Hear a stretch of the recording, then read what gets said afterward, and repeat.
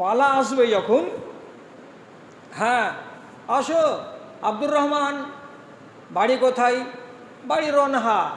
আচ্ছা আচ্ছা, আসো আসো।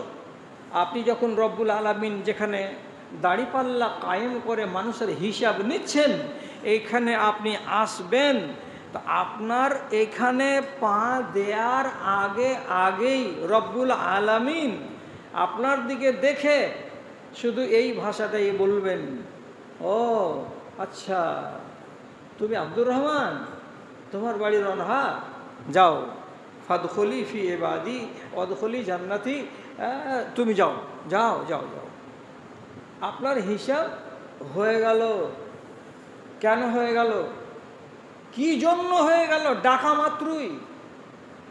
মাত্রই হয়ে গেল। মানে হলো এই, আমার হাতে যে একটা কাগজ আছে দেখছেন, যেমন একটা সাদা কাগজ, এটা সাদা, এইরকমই একটা কাগজ আপনার হাতে থাকবে কিয়ামতের দিন। আমার হাতে, আপনার হাতে, এ ভাইয়ের হাতে, মায়ের হাতে, দিদির হাতে, বুবুর হাতে, সবার হাতে রব্বুল আলামিন একটা করে কাগজ দেবেন। এটাকে কি বলা হয়? এটাকে যদি দেশীয় ভাষাতে চিনতে যান তাহলে এটাকে বলা হবে বোর্ডিং কার্ড। এটা দাওয়াতনামা। এটা যদি হাতে না থাকে তো আপনাকে ভান্ডারিতে ঢুকতে দেওয়া যাবে না। এই কার্ডটা হাতে করে আপনি আল্লাহ রাব্বুল আলামিনের সামনে আসবেন। তো যখনই এই কার্ডটাকে বিতরণ করা হবে তখন উপর দিক থেকে আসবে, উড়ে উড়ে উড়ে উড়ে প্রত্যেকটা মানুষের কাছে আসবে। এবং আসার পদ্ধতিটা কি, কাউরি লাগবে এটা ডান হাতে আর কাউরি লাগবে এটা বাম হাতে। আপনি যদি বলেন যে আমি বাম হাতে নেব না, ডান হাতে নেব, অসম্ভব। আপনি নিজের ইচ্ছাতে ওই কার্ডকে ডান হাতে নিতে পারবেন না যদি এটা বাম হাতের কার্ড হয়।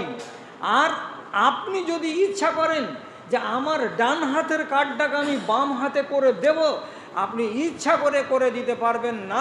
এটা ফয়সালা উপর থেকে হয়ে আসবে। আল্লাহ তাআলা কোরআন মাজিদে স্পষ্ট করে বলেছেন, وَأَمَّا مَنْ أُوتِيَ كِتَابَهُ بِيَمِينِهِ فَسَوْفَ يُحَاسَبُ حِسَابًا يَسِيرًا। আপনি কোরআনের কথা না শুনবেন, তার কার কথা শুনবেন? কি বলছে রব্বুল আলামিন? যে সমস্ত মানুষগুলোকে আমলনামা, বোর্ডিং কার্ডখানা তার ডান হাতে দেওয়া হবে, ডান হাতে ওই আমলনামা হাতে করে যখন রব্বুল আলামিন তাকে হিসাবের জন্য ডাকবেন, সেই জিনিসখানা তার হাতে দেখতে পেয়েই আল্লাহ তাআলা বলবেন, কে তুমি? তোমার নাম আব্দুর রহমান। কে তুমি? তোমার নাম নুরুল ইসলাম। যাও যাও যাও, আমার জান্নাত তোমার জন্য অপেক্ষা করছে, তোমাকে আর দেরি করতে হবে না। হিসাবান ইয়াসিরা, সহজ হিসাব। আপনার হিসাব হয়ে গেল, আপনি চলে যান। আর যে বাম হাতের এই যে কার্ডধারী, ওকে ডাকা হবে আর সামনে খাড়ো করা হবে। এ তো মনে মনে বলবে, আমারও নাম ধরে আল্লাহ রাব্বুল আলামিন ডাকবেন, আমজাদ আলী লাব্বেক, হ্যাঁ তো যাও জান্নাতে যাও। না, এই কার্ড যার বাম হাতে আছে ওই বান্দাকে সামনে হাজির করা হবে। খাড়ো হও। কেন খাড়ো হব? আল্লাহ হিসাব দিতে হবে। আপনি যদি বলেন ওর কেন হিসাব হলো না, আমার কেন হিসাব হবে, এ কথা বলার অধিকার আপনার নেই। কেন যে তিনি হচ্ছেন রব্বে জুল জালাল। উনি আমার আপনার সারা জাহানের সাথে কি ব্যবহার করবেন তিনি নিজের কথাটা নিজে বলে দিয়েছেন, ওয়ামা আনা বেজাল্লামিন লিল আবিদ। একটা বান্দার উপরে আমি জুলুম অবিচার করব না, এটা হলো আমার সিফাত, এটা হলো আমার চরিত্র। অতএব তুমি মনে মনে ভাবছো যে আমাকে কেন এমনি বিনা হিসেবে ছাড়া হলো না, তোমার কার্ড প্রমাণ করছে যে তুমি বিনা হিসাবে ছাড়া পাওয়ার লোক নও। অতএব দাঁড়াও হিসাব দিতে। তাহলে আপনি জানলেন মুসলমান কয় কোয়ালিটির? 3 কোয়ালিটির। যেই লোকটাকে আপনি বলবেন মুসলমান, এই লোকটাকেই বলা হয় আর একটা পরিভাষাতে, যারা মাওলানা আলেমদ্দিন তারা বুঝেন, এটাই হচ্ছে মমিনে ফাসেক। এই লোকটা মমিন, কিন্তু এর আর একটা বাড়তি নাম হয়ে গেল কি, সে লোকটা ফাসেক। কেন? নেশা ছাড়ে না, দিন ধর্ম ঠিকই করে, সে সুদের ব্যবসা ছাড়ে না, সে দিন ধর্ম ঠিকই করে। তাহলে আমার ভেতরে একটা কি আছে? বদ চরিত্র আছে, যার কারণে আমি এখন নিজেকে পুরো ইমানদার করতে পারলাম না। আপনার যদি এটা মানতে কষ্ট হয়, তাহলে আমার চলে যাওয়ার পরে এই যে সমস্ত আলেমগুলো আপনার এলাকার আছেন, ইনাদের কাছ থেকে সার্টিফাই নেবেন। একটা উদাহরণ আপনাকে দিচ্ছি।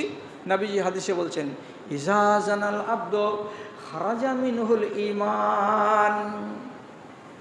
একটা মমিন মানুষ, একটা নামাজি মানুষ, একটা দিনদার মানুষ, একটা আল্লাহওয়ালা মানুষ, সাদকা দান খায়রাতকারী একটা মানুষ কোনো রকম কোনো কুচক্রান্তে পড়ে সে যদি ব্যভিচারে লিপ্ত হয়, তাহলে যে নির্জন জায়গাতে একটা অচেনা কিংবা হারাম নারীর সঙ্গে হারাম কাজে জড়িয়ে যায়, তো ওই টাইমে নবীজি বলছেন তার বুকের ভেতর থেকে তার ইমানটা বেরিয়ে যায়, আর বেরিয়ে গিয়ে তার সামনে মাথার উপরে মেঘ যেমন উড়ে উড়ে বেড়ায়, ওই রকম করে ও তার ইমানটা মাথার সামনে উড়ে উড়ে বেড়ায়।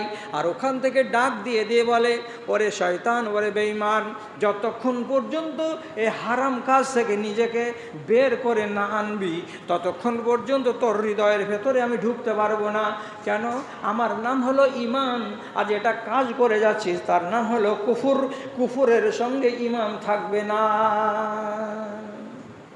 তো প্রথমে আল্লাহ রাব্বুল আলামিন মানুষগুলোকে এগুলো নির্দেশ কেন দিতে লাগলেন? এই তোমার ভেতরে এই রোগটা আছে, তুমি এই রোগটা থেকে নিজেকে মুক্ত করো, নাহলে তুমি কিন্তু কল্যাণ পাবে না।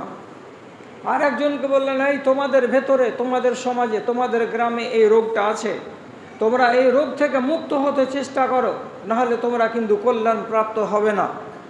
আল্লাহ তাআলার নবী একটা একটা করে মানুষগুলোর রোগগুলোকে নির্ধারণ করে বলতে শুরু করলেন। পাপী তারা কত রকমের ছিল। আপনার পার্শ্বে আছে বিশাল বড় মাদ্রাসা, আর এই মাদ্রাসার আপনারা আশেপাশের লোক, আপনারা বহু মানুষের মুখ থেকে বয়ান শুনেছেন। আমি আপনাকে শুধু উদাহরণস্বরূপ বলি, কায়েস বিন সাবেত নামক এক সাহাবী রাসূলুল্লাহকে এসে নিজে থেকে বলছে যে আমি আমার 5টা ঔরুস জাত কন্যাকে জীবন্ত অবস্থায় গাঁড়া খুঁড়ে মাটিতে আমি পুঁতে দিয়েছি, এত বড় কাজ করতে আমার হাত কাঁপেনি। আপনি নিজে ফয়সালা করুন। এই মানুষটা এত বড় অপরাধ করার পর সে যদি মরে যেত, আপনি কি বলছেন? লোকটা কি জান্নাতি না লোকটা জাহান্নামী?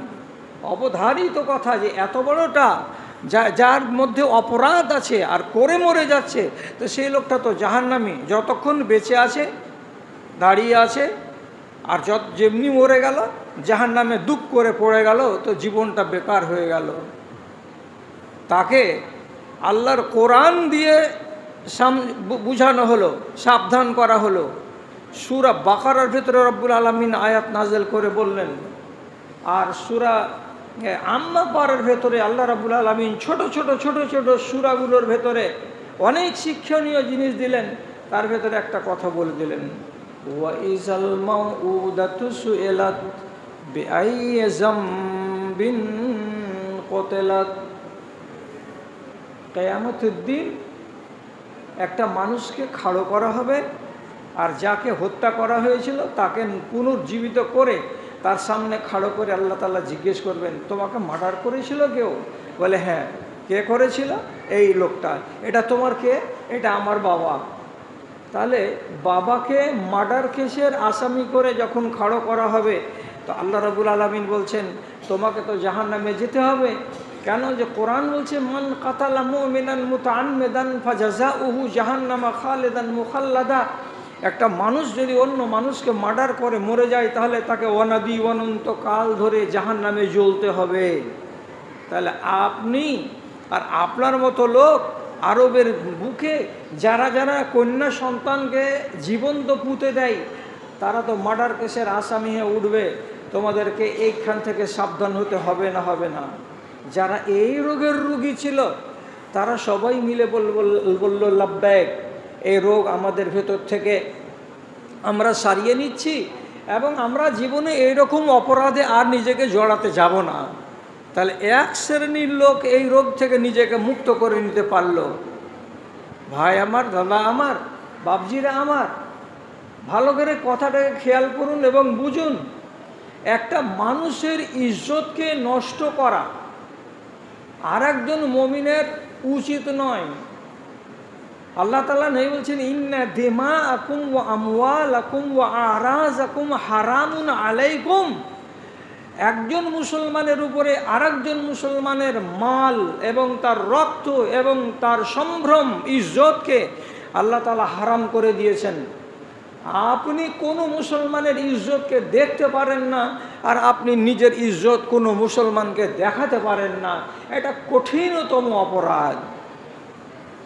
আর একটা মানুষ মরে গেলে তার ইজ্জত কতখানি থাকে, জীবিত অবস্থায় যতখানি ইজ্জত ছিল ততটাই থাকে, একটুকু তার ইজ্জত কমে যায় না। এবার আপনাকে বলি, আরবের লোকেরা কোরআন যেদিন আসেনি সেই দিন সেই সময় তাদের দেশের একটা বড় ব্যাধি কী ছিল, যে এমন এক শ্রেণীর দুর্বৃত্ত ছিল যে আপনার গ্রামে আমার গ্রামে কোনো একটা মানুষ যদি মারা যায়, 5 মিটার কাপড় দিয়ে 2টো চাদর দিয়ে মানুষটাকে আমরা দাফন করে দিয়ে আসি, দিয়ে আরামে বাড়িতে ঘুমাই। কিন্তু সেই দেশের মানুষেরা নিজের বাপকে মাকে মাটি দিয়ে বাড়িতে আরামে ঘুমাতে পেত না। কেন পেত না? তাদের ভেতরে এক শ্রেণীর লোক ছিল, তাদেরকে বলা হয় হাদিসের ভাষায় নাব্বাস, অর্থাৎ মরা মানুষকে কবর থেকে রাতের বেলায় পাটাতনকে খুলে ফেলে দিয়ে ওর গা থেকে সম্পূর্ণ সাদা কাফনকে খুলে নতুন কাপড়গুলোকে তা করে ভাঁজ করে নিজের বগলে দাবিয়ে মাইয়াতের ইজ্জত আবরুকে কোনো রকমেরই পরোয়া না করে তাকে নাঙ্গা করে ফেলে নিজের স্বার্থকে পুরো করার জন্য বাড়ি চলে আসতো। আপনি নিজে বলুন, একটা মাইয়াতের গা থেকে এইভাবে কাপড়কে খুলে নিতে গেলে তার আবরুকে যে বেআবরু করা হলো, এই জিনিসটা তাদের গা কাঁপতো না? এত বড় অপরাধ তারা করেছে। আল্লাহ রাব্বুল আলামিন ওই ধরনের মানুষগুলোকে বললেন যে যারা এই রকমের ব্যবসার সাথে জড়িয়ে আছো, যারা রাহাজানি করো, যারা মানুষের রাস্তাকে আটকে তাকে ঘিরে তার মালকে লুটে নাও, তার জান জীবনকে বিপন্ন করে দাও, এই রকম সমস্ত মানুষকে বলছি যে এই হারাম কাজ করে যদি তোমরা মারা যাও তাহলে তোমাদের পরকাল ভালো হবে না, তোমরা আগুনে অনাদি অনন্ত কাল ধরে জ্বলতে থাকবে।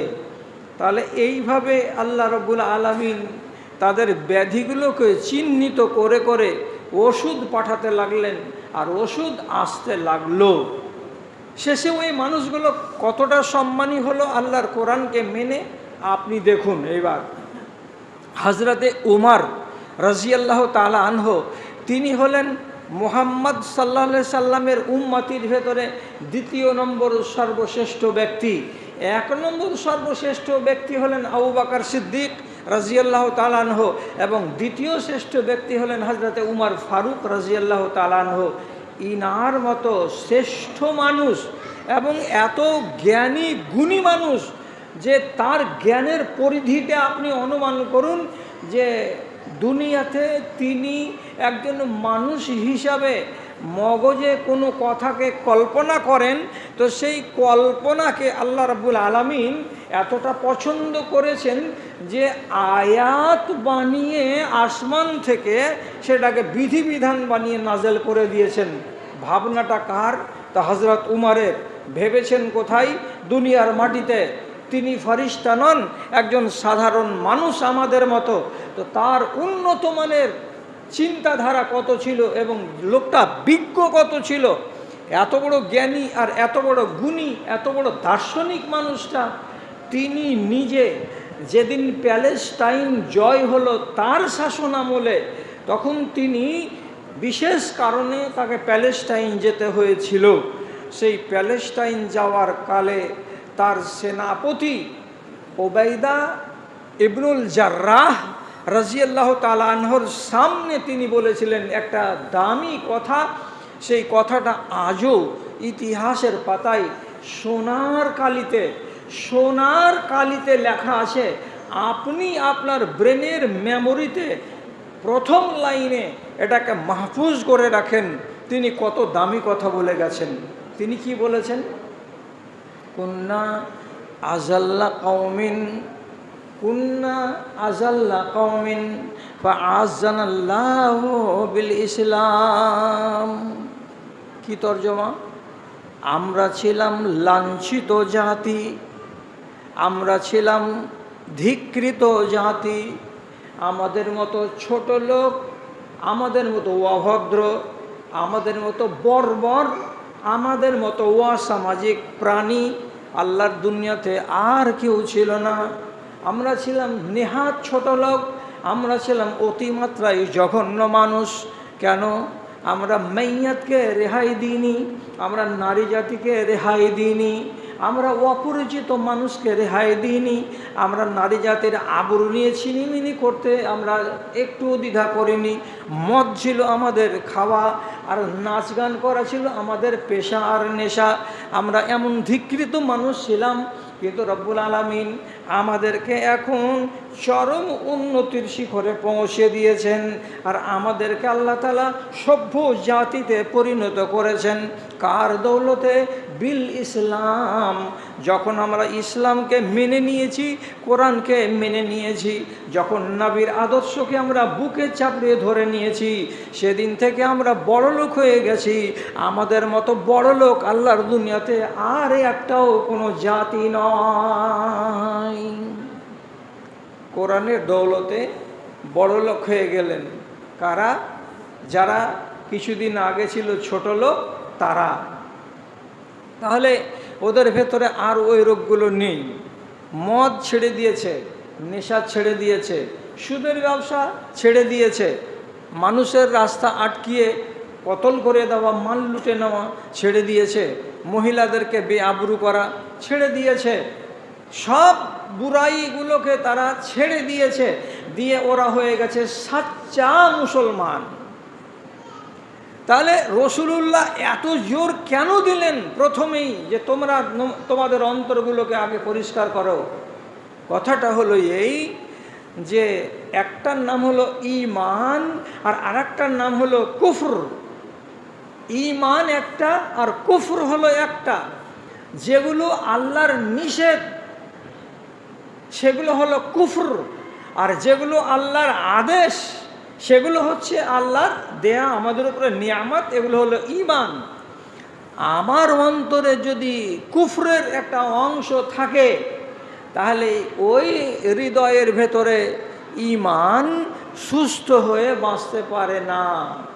ধরুন আমি নমাজি, আমি নমাজ পড়ি, আমি রোজাদার, আমি রোজা রাখি, আমি সাদকা খায়রাত করতে পিছু পা নই, কিন্তু আমার ভেতরে একটা বদ চলন আছে। কি বদ চলন? আমি নেশাখোরি করি, আমার ভেতরে নেশা খাওয়ার বদ অভ্যাস আছে। তাহলে আপনার ভিতরে যদি নেশাখোরি থাকে, তাহলে এই অন্তরের ভেতরে নমাজ, রোজা, হজ, যাকাত এগুলো কি? ঈমান এও আছে। আর তার সাথে সাথে আরেকটা জিনিস উঁকি মারছে, সেটা হলো কি? কুফর। কোনটা? তা নেশাকে সেবন করাটা। তো যেই দিলের ভেতরে ঈমান বাস করে, সেই দিলের ভেতরে যদি কুফর ঠাঁই পাই, তাহলে ঈমান সুস্থ হয়ে বাঁচে না, ঈমান দুর্বল হয়ে যায়, ঈমানের গায়ে দাগ লেগে যায়। তার জন্য নবীজি বলেছেন, তোমার ঈমানটাকে তুমি সুস্থ করো, তোমার ঈমানে যেন কোনো রকমের দাগ, কোনো রকমের ধাব্বা না থাকে। এই জন্য কুফরকে সমূলে ইনকার করে দিয়ে এখান থেকে নিজেকে সরিয়ে রাখো, বাঁচিয়ে রাখো, তাহলে তুমি হবে ঈমানদার। এবার যারা আলেম তারা জানেন, আর যারা আম পাবলিক তারা জানেন না। একগুলোকে বলা হয় মুমিন, আর আরেকগুলোকে বলা হয় মুমিনে ফাসেক। একগুলোকে বলা হয় মুসলেহ। আর তাহলে এইখানে আমাদের যারা আমরা নমাজ পড়ালো, আমাদের আল্লাহ রাব্বুল আলামিন 3 কোয়ালিটি করে দিয়েছেন। একগুলোকে বলা হয় মুসলেহীন, একগুলোকে বলা হয় মুমিনিন, আর আরেকগুলোকে বলা হয় মুসলিমিন। একগুলো মুসলমান, একগুলো মুমিন, একগুলো মুসলে। মুসলমান কোনটা, মুমিন কোনটা, আর আপনার মুসলেহ কোনটা, এইটা আপনাকে একটু শর্ট করে তাড়াতাড়িতে একটু জেনে নিতে হবে বাপজান আমার। ভালো করে বুঝুন, একগুলো হারাম আর একগুলো হালাল। আমি সমূলে হারামকে, নিষেধকে বর্জন করে চলেছি, আর আল্লাহর আদেশকে আমি সম্পূর্ণ ধরে রেখেছি, কিন্তু আমার মিটারটা ঘুরে ধীরে ধীরে, জোরে জোরে ঘুরে না। কেমন কেমন? তাহলে ভালো করে বুঝেন। আমি নমাজ পড়ি দিনে রাতে ক রাকাত? তো বলছে আমি দিনে রাতে নমাজ পড়ি 60 রাকাত, 30 রাকাত। সাজদা দি কয়টা? 60খানা। এটা যারা নমাজি আমাদের দেশে আছেন অধিকাংশ এটা করি আমরা। 12 রাকাত সুন্নাতে মুয়াক্কাদা, 17 রাকাত হলো ফরজ, 12 আর 17তে কত হলো? 29। আর আহলে হাদিস আমরা 1 রাকাত ভিতরের নামাজ পড়ি, তাহলে টোটাল কত করলাম? 30 রাকাত। তাহলে আমরা 30 রাকাত নামাজ পড়া লোক।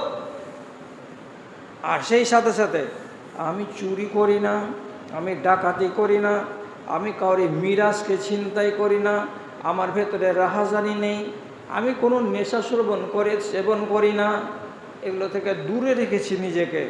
তাহলে আমার নাম মমিন। আমি কি হলাম? মমিন হলাম। আবার মমিনের উপরের যেটা কোয়ালিটি সেটা হলো মুসলে। মুসলে কাকে বলে? এটারই উদাহরণ আপনাকে দিচ্ছি। এক ভাই এই গ্রামের ভেতরে আছেন, উনি কোথায় আছেন আমি জানি না, আল্লাহ জানেন। এই 30 রাকাত নমাজ ব্যতীত ওই ভাইজান আরও কিছু নমাজ পড়েন। কেমন নমাজ?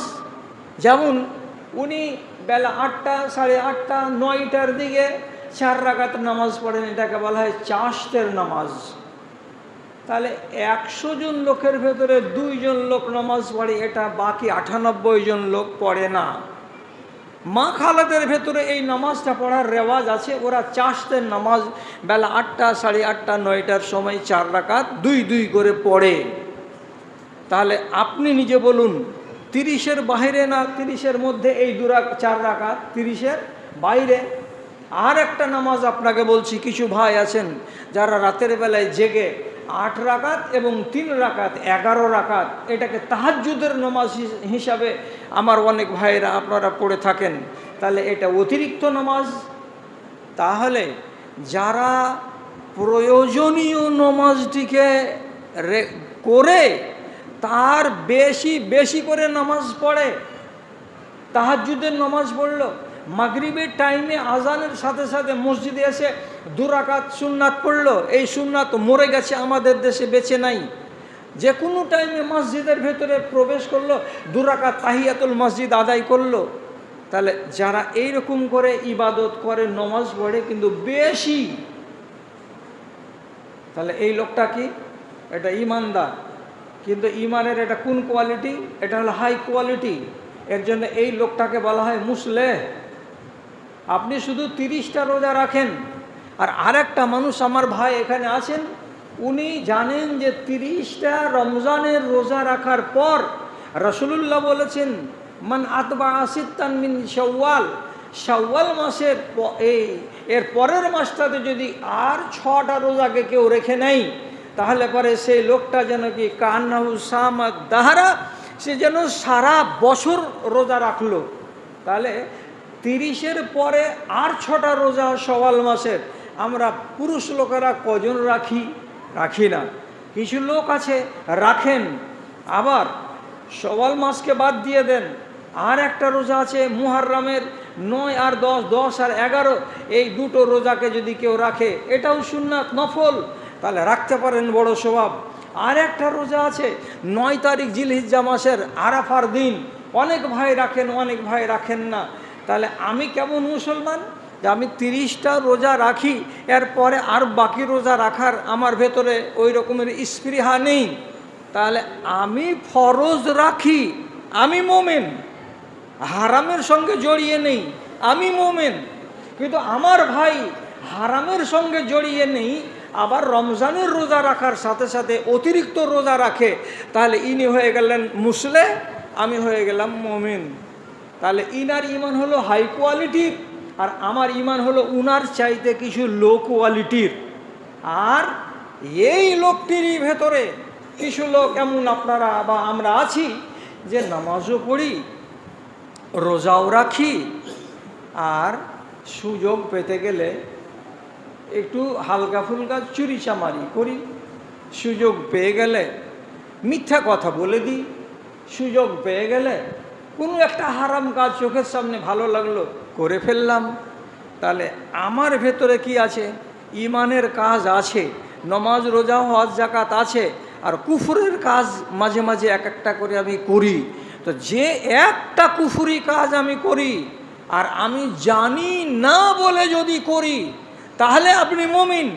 আর আপনি জানেন যে এটা হারাম, তারপরেও যদি করেন, তো নমাজ রোজা হজ যাকাত সব করার সাথে সাথে একটা কাবিরা গুনার সঙ্গে আপনি জড়িয়ে আছেন। তার জন্য আপনাকে বলা হবে মুসলমান, আপনি মুসলিম, আপনাকে মুমিন বলা যাবে না, আপনাকে মুসলেহ বলা যাবে না।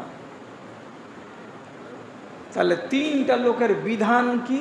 তিনটা লোকের বিধান হলো কিয়ামতের দিন আল্লাহ রাব্বুল আলামিন হাই কোয়ালিটির যারা লোক, অর্থাৎ যারা মুসলিহীন তারাকে, আর যারা 2 নম্বর কোয়ালিটির মুমিন তারাকে এক বাক্যে রব্বুল আলামিন তাদের সম্বন্ধে বলে দিয়েছেন, এদের হিসেব হবে, কিন্তু এদের হিসেব হবে অত্যন্ত সহজ, অত্যন্ত সহজ। জি হ্যাঁ, হিসাব থেকে আপনি বাদ নন, হিসাব থেকে আমি বাদ নই, এটা কথা আমার বাপজানেরা একদম মগজে রাখবেন। হিসাব থেকে কোনো মানুষকে আল্লাহ রাব্বুল আলামিন বাদ দেবেন না। আর জাহান্নামের উপরে যে পুল সিরাত আছে, এর উপর দিয়ে হাঁটা, এই হাঁটা থেকে না কোনো আলেম রেহাই পাবে, আর না কোনো জালিম রেহাই পাবে, আর না কোনো মৌলবি মৌলানা রেহাই পাবে, আর না কোনো হাজি গাজি রেহাই পাবে, আর না কোনো নবী রেহাই পাবে। জাহান্নামের উপর দিয়ে যে ব্রিজ তৈরি করা আছে, তার উপর দিয়ে সবাইকে হাঁটতে হবে। এ থেকে কিন্তু রেহাই নেই আমাদের কাউরি। ওখানে কল্যাণের উপায় আছে। ঠিক সেই রকমই আপনাকে বলে দিলাম আমি, হিসাব হবে মুমিনদের আর মুসলিমদের অত্যন্ত সহজ। কীরকম সহজ? আপনাকে ডাকবেন আল্লাহ তাআলা, আপনার পালা আসবে যখন, হ্যাঁ আসো আব্দুর রহমান, বাড়ি কোথায়? বাড়ি রনহা। আচ্ছা আচ্ছা, আসো আসো। আপনি যখন রব্বুল আলামিন যেখানে দাড়িপাল্লা কায়েম করে মানুষের হিসাব নিচ্ছেন, এইখানে আপনি আসবেন, তো আপনার এখানে পা দেওয়ার আগেই রব্বুল আলামিন আপনার দিকে দেখে শুধু এই ভাষাটাই বলবেন, ও আচ্ছা তুমি আব্দুর রহমান, তোমার বাড়ি রনহা, যাও ফাদখুলি ফি ইবাদি ওয়াদখুলি জান্নাতি, তুমি যাও যাও যাও যাও। এটা তো সহিহ হাদিস। তাহলে কি বোঝা গেল? যখন একটা মানুষ অপরাধে জড়িয়ে যায়, ব্যভিচারে জড়িয়ে যায়, এটা হলো বিরাট বড় অপরাধ। সুতরাং এই অপরাধীর কাছে ঈমান আর থাকবে না, ঈমান বেরিয়ে চলে যাবে। এবার আমরা আমাদের দেশে যতগুলো মানুষ, যতগুলো ভাই আর যতগুলো বাবাজি বাস করছি, আল্লাহর কসম হয়তো অনেক ভাই রেগে টেগে যেতে পারেন, কিন্তু অবস্থাটা কি দাঁড়িয়েছে? অবস্থাটা দাঁড়ালো এই যে হারাম কাজ করতে আর তাকে ঈমানের সঙ্গে জুড়ে দিতে আমাকে দ্বিধা লাগে না। মানে করব হারাম, অথচ আমি আমার নিজের 2 চোখ দিয়ে দেখব কেমন করে আমি যেন হারাম করি না, মনে হচ্ছে যে আমি যেন ভালো কাজ করি। বাংলাদেশ গেছিলাম গত 2 বছর আগে, তো এক জায়গায়তে দেখতে পাচ্ছি বড় করে সাইনবোর্ড লেখা আছে, আর লেখা আছে কি, আল্লাহ ভরসা লটারি কাউন্টার। কি লেখা আছে? আল্লাহ ভরসা লটারি কাউন্টার। এখান থেকে লটারির টিকিট কেনেন, হাজার হাজার লোক নিয়ে যাচ্ছে। লটারিতে কি সবারই লাগে? লাগে না। আল্লাহর ভরসাতে কিনে যার কপালে লাগবে, আপনার কপালে লাগতে পারে, আমার কপালে লাগতে পারে, তো এটা কিনার কালে আপনাকে কি করতে হবে? আল্লাহর ভরসা করতে হবে। তা আল্লাহর ভরসা করে এ ভরসাকে কার সঙ্গে জুড়ে দিয়েছে? একটা হারাম ব্যবসার সঙ্গে জুড়ে দিয়েছে। আল্লাহর উপরে ভরসা করে তার জন্য আমি লটারির টিকিট কাটতে পারবো? ওই লোকগুলোকে কে বুঝাবে যে তোমাদের ইমানগুলো এত ড্যামেজ কেন, যে হারাম কাজ করতে গিয়ে তুমি ব্যবহার করছো কাকে? তো আল্লাহ রাব্বুল আলামিনের উপরে তাওয়াক্কুল করাকে। তাহলে যে একটা মদখোর লোক যখন গ্লাসে মদ নিবে, তো এর উপরে মুখে দেওয়ার আগে তখন বলবে বিসমিল্লাহির রহমানির রহিম। ভাত খাওয়ার আগে যদি বিসমিল্লাহ বলি, তো মদ খাওয়ার আগে কেন বিসমিল্লাহ বলবো না? তো এটা তো নালায়েকি কথা হয়ে গেল না? আপনি হারাম জিনিসের সঙ্গে একটা হালাল জিনিসকে জুড়ে দিয়ে আপনি নিজের ধর্মকে কলঙ্কিত করতে যাচ্ছেন কেন? আর অথচ তাদের এটা একবার হৃদয় কাঁপে না। আর এই কথাটা শত শত মানুষ, শত শত মুসলমান পড়ছে আর দেখছে, আর কোনো কথাই বলছে না। আমাদের দেশে হারামের টাকা কত আছে আপনি জানেন? একটা মানুষ, আমি আপনার নাম নিয়ে বলিনি, একটা মানুষ নিজের স্কুলে জাল খাতা বানিয়ে কত কত ছেলেদের ওদের ওই যেটা স্কলারশিপের টাকা ওটা মেরে নিয়েছে। কত কত মেয়ে ছেলের, যেটা 25,000 টাকা করে সরকার দেয় মেয়ে ছেলেগুলোকে একবার করে, ওগুলো টাকা জাল মেরে নিয়েছে।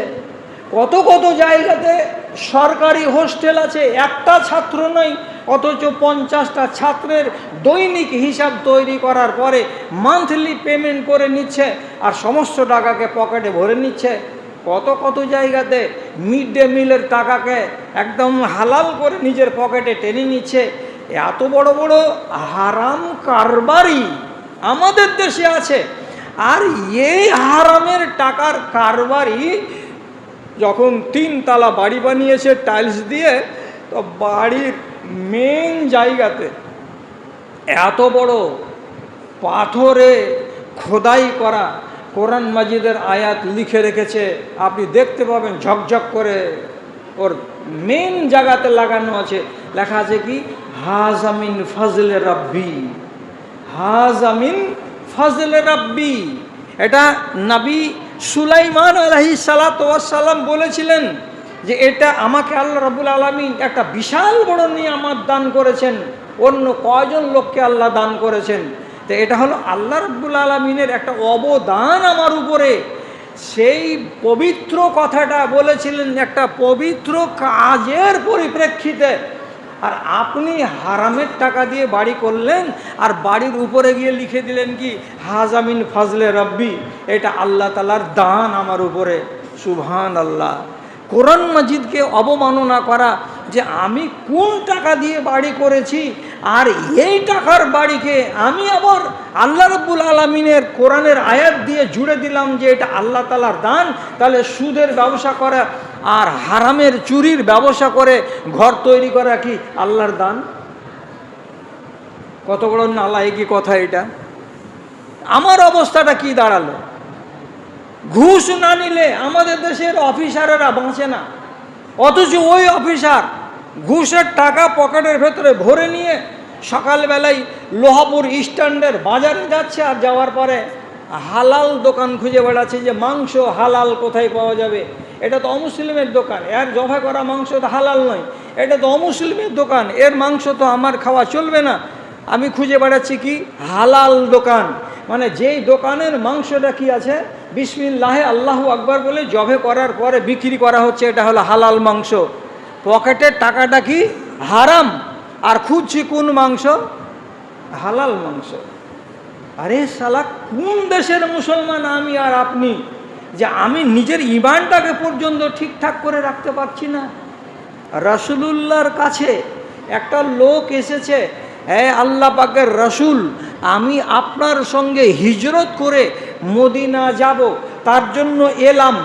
আমার মা আমার বাবা আমাকে ধরে থামতে পারলো না, হাউ মাউ করে কাঁদতে লাগলো, বেটা তুই একটা ছেলে, তুই আমাদেরকে ছেড়ে যাস না, বেটা তুই আমাদেরকে ফেলে যাস না। কত অনুনয় বিনয় করলো মা আর বাবা, ওরা কাঁদতেই থাকলো। আমি চলে এলাম, ধর আমি তোমাদের কথা শুনবো না, আপনার সঙ্গে আমি হিজরত করব, তার জন্য আমি চলে এলাম। আল্লাহ পাকের নবী কি বলছেন? এর যে ওয়ারজে হোমা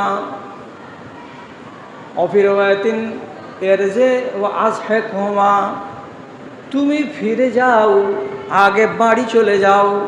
বাড়ি যাওয়ার পরে ওই মাকে আর ওই বাবাকে যেমন করে তুমি কাঁদিয়েছিলে, ওই কান্নার চোখে আবার তুমি ওই মুখখানাতে হাসি ফুটাও।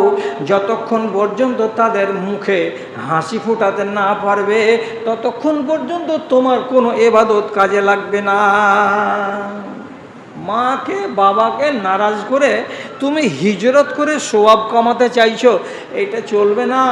তাহলে মা আর বাবার ফজিলত কতটা আছে আপনি এবার চিন্তা করেন।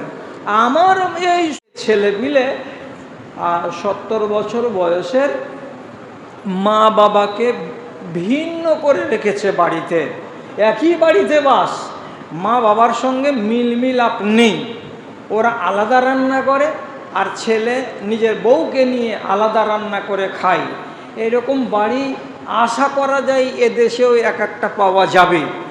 মুসলমান যেখানে বাস করে সেখানে এরকম অন্যায় হবে না তা কি আর হয়? 70 বছরের বৃদ্ধা মা চোখের পানি মুছছে আর এদিকে উনুনে লকড়ি ঠেলছে, রান্না করছে, আর একবার করে আল্লাহ রব্বুল আলামিনের কাছে অভিযোগ জানিয়ে বলছে, হে পারওয়ারদিগার, তুমি আমার নসিবটা এমন করেছো, 3টা বেটা, 2 বেটা আলাদা বাড়ি করে 2 জায়গায় চলে গেছে, আর যে বেটাটাকে নিয়ে বাড়িতে আছি সেই বেটা ভাত দেয় না। আমার মতো বৃদ্ধ মানুষটা 70 বছর বয়সে রান্না করে খাবে, এটা কি সেই বয়সী? আল্লাহ, ছেলেকে আল্লাহ তুমি এমন দিলে আমাকে যে আমার ছেলে আমাকে দানা দিবে না? এমন ছেলেপিলে দুনিয়াতে আছে। আর এই ছেলে যে নিজের মা আর বাবাকে রাজি রাখতে পারেনি, এর সম্পর্কে হাদিস তো আলাদা আছে, ওইগুলো আপনাকে বলবো না। আপনাকে শুধু এই কথাটা বলছি যে এই রকমের ডান পিটে ছেলে আপনি দেখতে পাবেন যখন পালসার গাড়ি নিয়ে বাজারে বের হবে, বাইরে বের হবে, কতটা ছেলের কতটা ভাইয়ের গাড়ির সামনের হেডলাইটে দেখতে পাবেন লেখা থাকবে এক এক রকমের সংলাপ, এক এক রকমের ডায়লগ। কাউরি গাড়ির সামনে ডায়লগ দেওয়া আছে কি, বাবা মায়ের দুয়া, বাংলাতে লেখা আছে বাবা মায়ের দুয়া। কেউ লেখে অমুসলিম হতে গেলে যে অমুকের আশীর্বাদ, গুরুর আশীর্বাদ। তো যারা মুসলমান তারা যদি তার হেড লাইটের নিচে ছোট্ট বোর্ডটাতে লেখে এই যে গাড়িটা আমি পেয়েছি, কি করে পেয়েছি, তো বাবা মায়ের দুয়াতে পেয়েছি। আচ্ছা, যেই বাবা মা তোমার দিকে তাকিয়ে থাকছে, তোমার কাছ থেকে এতটুকু তরকারি দেবে তার আশায়, যে বাবা মা তোমার আঙনাতে তোমার সামনে লবণ ভাত খাচ্ছে আর তুমি তরকারি দিয়ে মাছ দিয়ে ভাত খাচ্ছ, সেই বাবা আর সেই মা তোমাকে এত মিষ্টি দোয়া দিয়েছে যে মা আর বাপের দুয়াতে তুমি এত সুন্দর একটা গাড়ি পেয়ে নিয়েছ যে তুমি লিখেছো কি যে বাবা মায়ের দোয়া। তাহলে আল্লাহর এবং আল্লাহর রাসূলের কথাবার্তাগুলোকে আমি আর আপনি মুসলমান হওয়া সত্ত্বেও রহস্যে পরিণত করেছি, আর করার পরে নিজেদের ইমানকে এখন ধুকে করে রেখেছি নিজেদের বুকের ভেতরে। আমাদের ইমান সুস্থ হয়ে বেঁচে নেই আমাদের কাছে। তাহলে ইমানটা কেন ড্যামেজ হলো আমাদের? এই ড্যামেজ ইমানটাকে আপনি কবে, কি দিয়ে, কিভাবে আপনি সুস্থ করবেন, এই ব্যাপারে আপনাকে ভাবতে হবে না? আপনি নিজেকে বলবেন হয়তো কোনো আলেমের সামনে গিয়ে, মৌলানা সাহেব আমার ইমানটাকে আমি কি করে পরীক্ষা করব, আমার ইমানটা ঠিকঠাক আছে কি না আমি কেমন করে জানবো?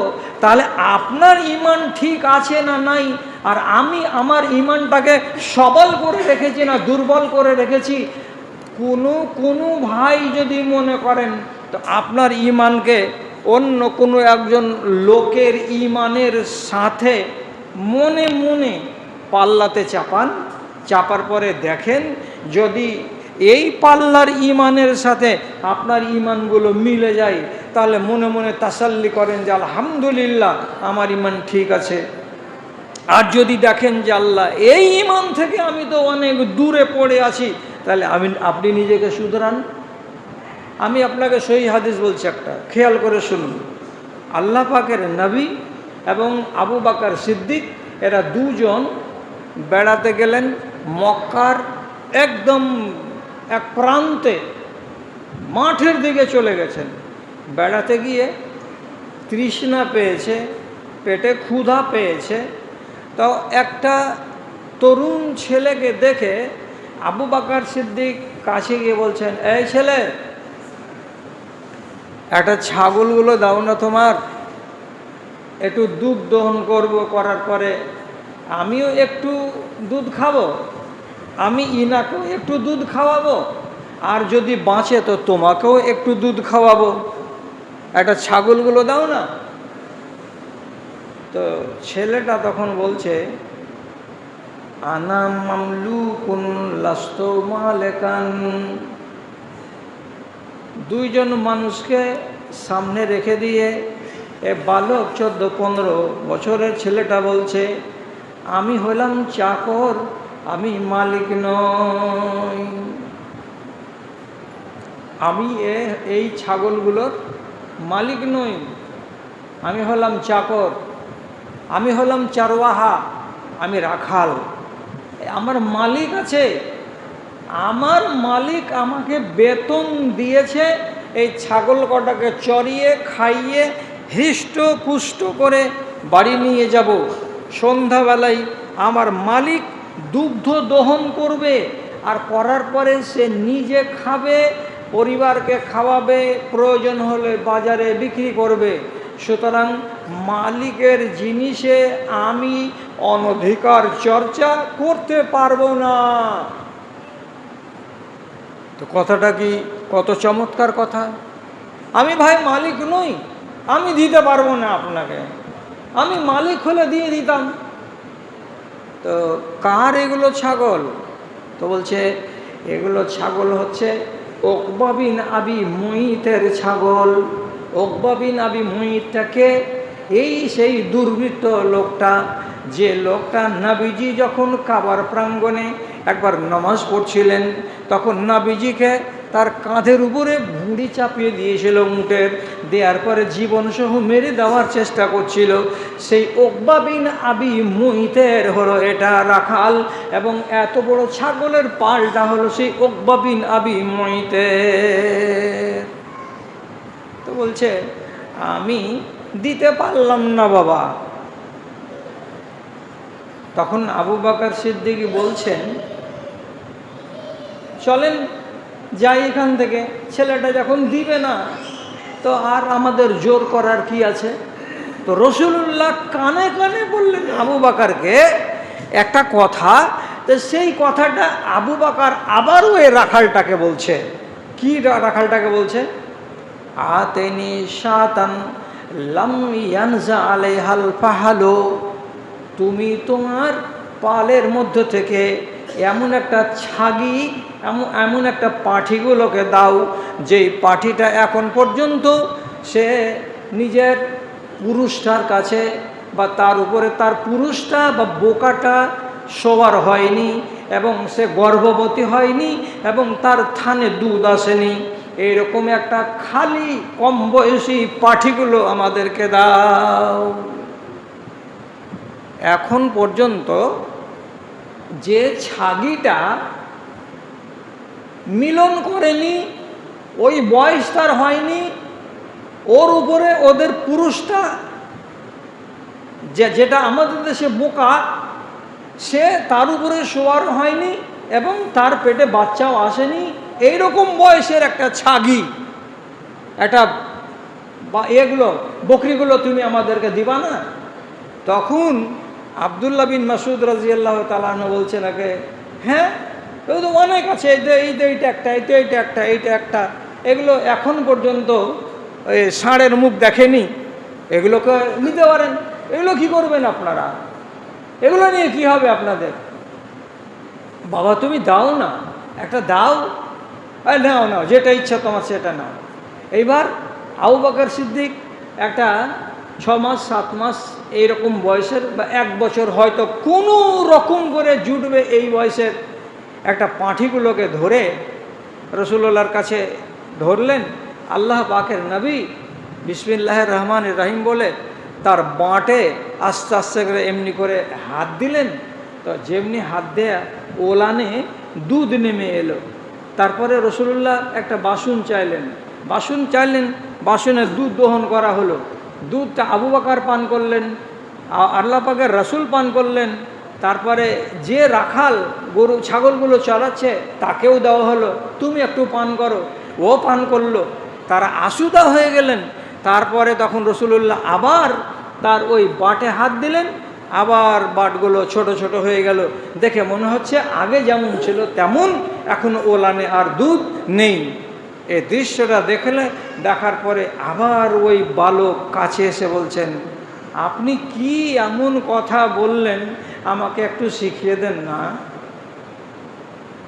আপনি কি বলে এইরকম একটা 8 মাস বয়সের একটা ছাগি তার দুধ দহন করে নিতে পারলেন? ওই মন্ত্রটা যদি আপনি শিখিয়ে দিতেন তো বড্ড ভালো হতো।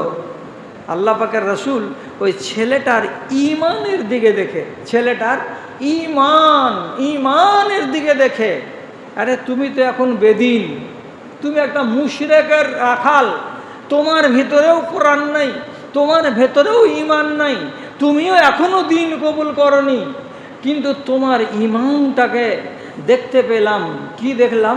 সুবহানাল্লাহ। বলছে আনা মামলুকুন, আমি হলাম চাকর। কেন চাকর বলল? চাকর কোনো দিন মালিকের জিনিসে মালিকানা করতে পারে না। ছেলেটা খেয়ানত করবে না মালিকের, তার জন্য পরিষ্কার ভাষায় বলেছে, আমি যদি মালিক হতাম তো আপনাকে আমি দিয়ে দিতাম, কিন্তু আমি মালিক নই। এই ঈমানদারিটাকেই দেখে আল্লাহ পাকের নবী তার চেহারাটাকে পড়ে নিয়ে বলছেন, আনতা মুআল্লিমুন ইয়া ওয়ালাদ, এ ছেলে তুমি আমার কাছে ওই মন্ত্রটা শিখতে চেয়েও না। আমি তোমাকে দেখতে পাচ্ছি তুমি আগামী দিনের একটা শিক্ষক, তুমি আগামী দিনের একটা ওস্তাদ, একটা প্রফেসর যেমন হয়, একটা ওস্তাদ যেমন হয়, একটা শিক্ষক যেমন হয়, তোমার ভেতরে সেই নেচার আমি দেখতে পাচ্ছি। আগামী দিনে তুমি একটা ওস্তাদ হবে। আর নয়, চলে গেলেন রাসূলুল্লাহ সেখান থেকে। কিছুদিন গত হলো না, এই ছেলে কেবল তরুণ হয়ে উঠেছে, নওজোয়ান হয়ে উঠেছে। রাসূল করিম বাড়িতে ছিলেন আর ঈমানের জমানা শুরু হয়ে গেছে। আল্লাহ নবীর কাছে এসে উকবা বিন আবি মুয়াইতের বাড়ির ব্যবসাকে বা ওর চাকরিকে রিজাইন করে দিয়ে আল্লাহ রসুলের হাতে হাত দিয়ে ঈমান কবুল করে নিয়েছে। ঈমান কবুল করে নেওয়ার পরে এত বড় মুফাসসির হলো, এত বড় কারি হলো যে রাসূলুল্লাহ মাঝে মাঝে বলতেন, আমি কোরআন শুনব। কে শোনাবে? তো ডাকতেন কাকে? আব্দুল্লাহ বিন মাসউদ, কাছে এসো, তুমি কোরআন তেলাওয়াত করো, আমি কোরআন শুনব। তখন তিনি নিজে বলতেন, আপনার উপরে কোরআন নাজিল হচ্ছে আর আপনি আমার মুখ থেকে কোরআন শুনবেন? তো বলছে, হ্যাঁ আমি তোমার মুখের কোরআন শুনবো। তোমার মুখের কোরআন শুনতে গেলে আমার প্রাণ জুড়িয়ে যায়। তো রাসূলুল্লাহ যে বলেছিলেন একদিন, এই ছেলে তুমি আগামী দিনের মুআল্লিম, তুমি আগামী দিনের শিক্ষক। পরবর্তী যুগে এই ছেলেটাই হয়ে গেল মুআল্লিম, এই ছেলেটাই হয়ে গেল সারা জাহানের মানুষের কাছে কেরাতের শিক্ষক। রাসূলুল্লাহর কথা সত্য। আমি আপনাকে বললাম কেন? শুধু এই কথাটা শিখাবার জন্য। তখনও ইসলাম অন্তরে ঢুকেনি, তারপরেও তার ভেতরে একটা মানবিকতা ছিল। কি মানবিকতা? যে পরের মালে আমি নিজে মালিকানা করতে যাব, এটা হলো অন্যায়। এত বড় কথাটা তার মগজে, তার মনের ভেতরে জাগ্রত ছিল। তাহলে আমাকে শিখতে হলো কার কাছ থেকে? আব্দুল্লাহ বিন মাসুদের মতো মানুষের কাছ থেকে। তার ইমানটা কত শক্ত আর তার ইমানটা কত বলিষ্ঠ। ভাই আমার, আপনারা তো ভালো করে জানেন এবং শুনেছেন, আবু লাহাব মুসলমান হয়ে মরেছে। ও তো কাফের, ও তো বেদিন, আর ওর নামে তো সূরা তাব্বাত ইয়াদা আবি লাহাব, তাব্বাত ইয়াদা আবি লাহাব, এই সূরা তো আমরা রোজ দিন পড়ছি।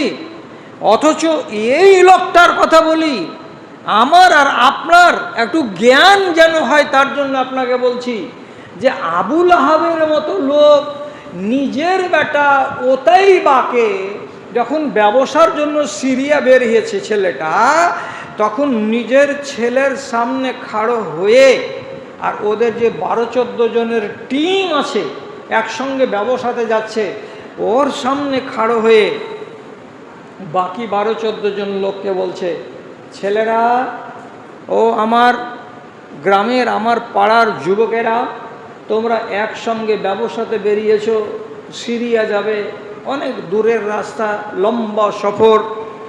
তবে একটা কথা বলি বাবা ধনেরা, তোমরা রাস্তা চলতে গিয়ে আমার এই ছেলেটাকে, ওতাইবাকে কোনো সময় তোমরা ওকে আলাদাভাবে একাই কোনো জায়গায় যেতে দিবে না।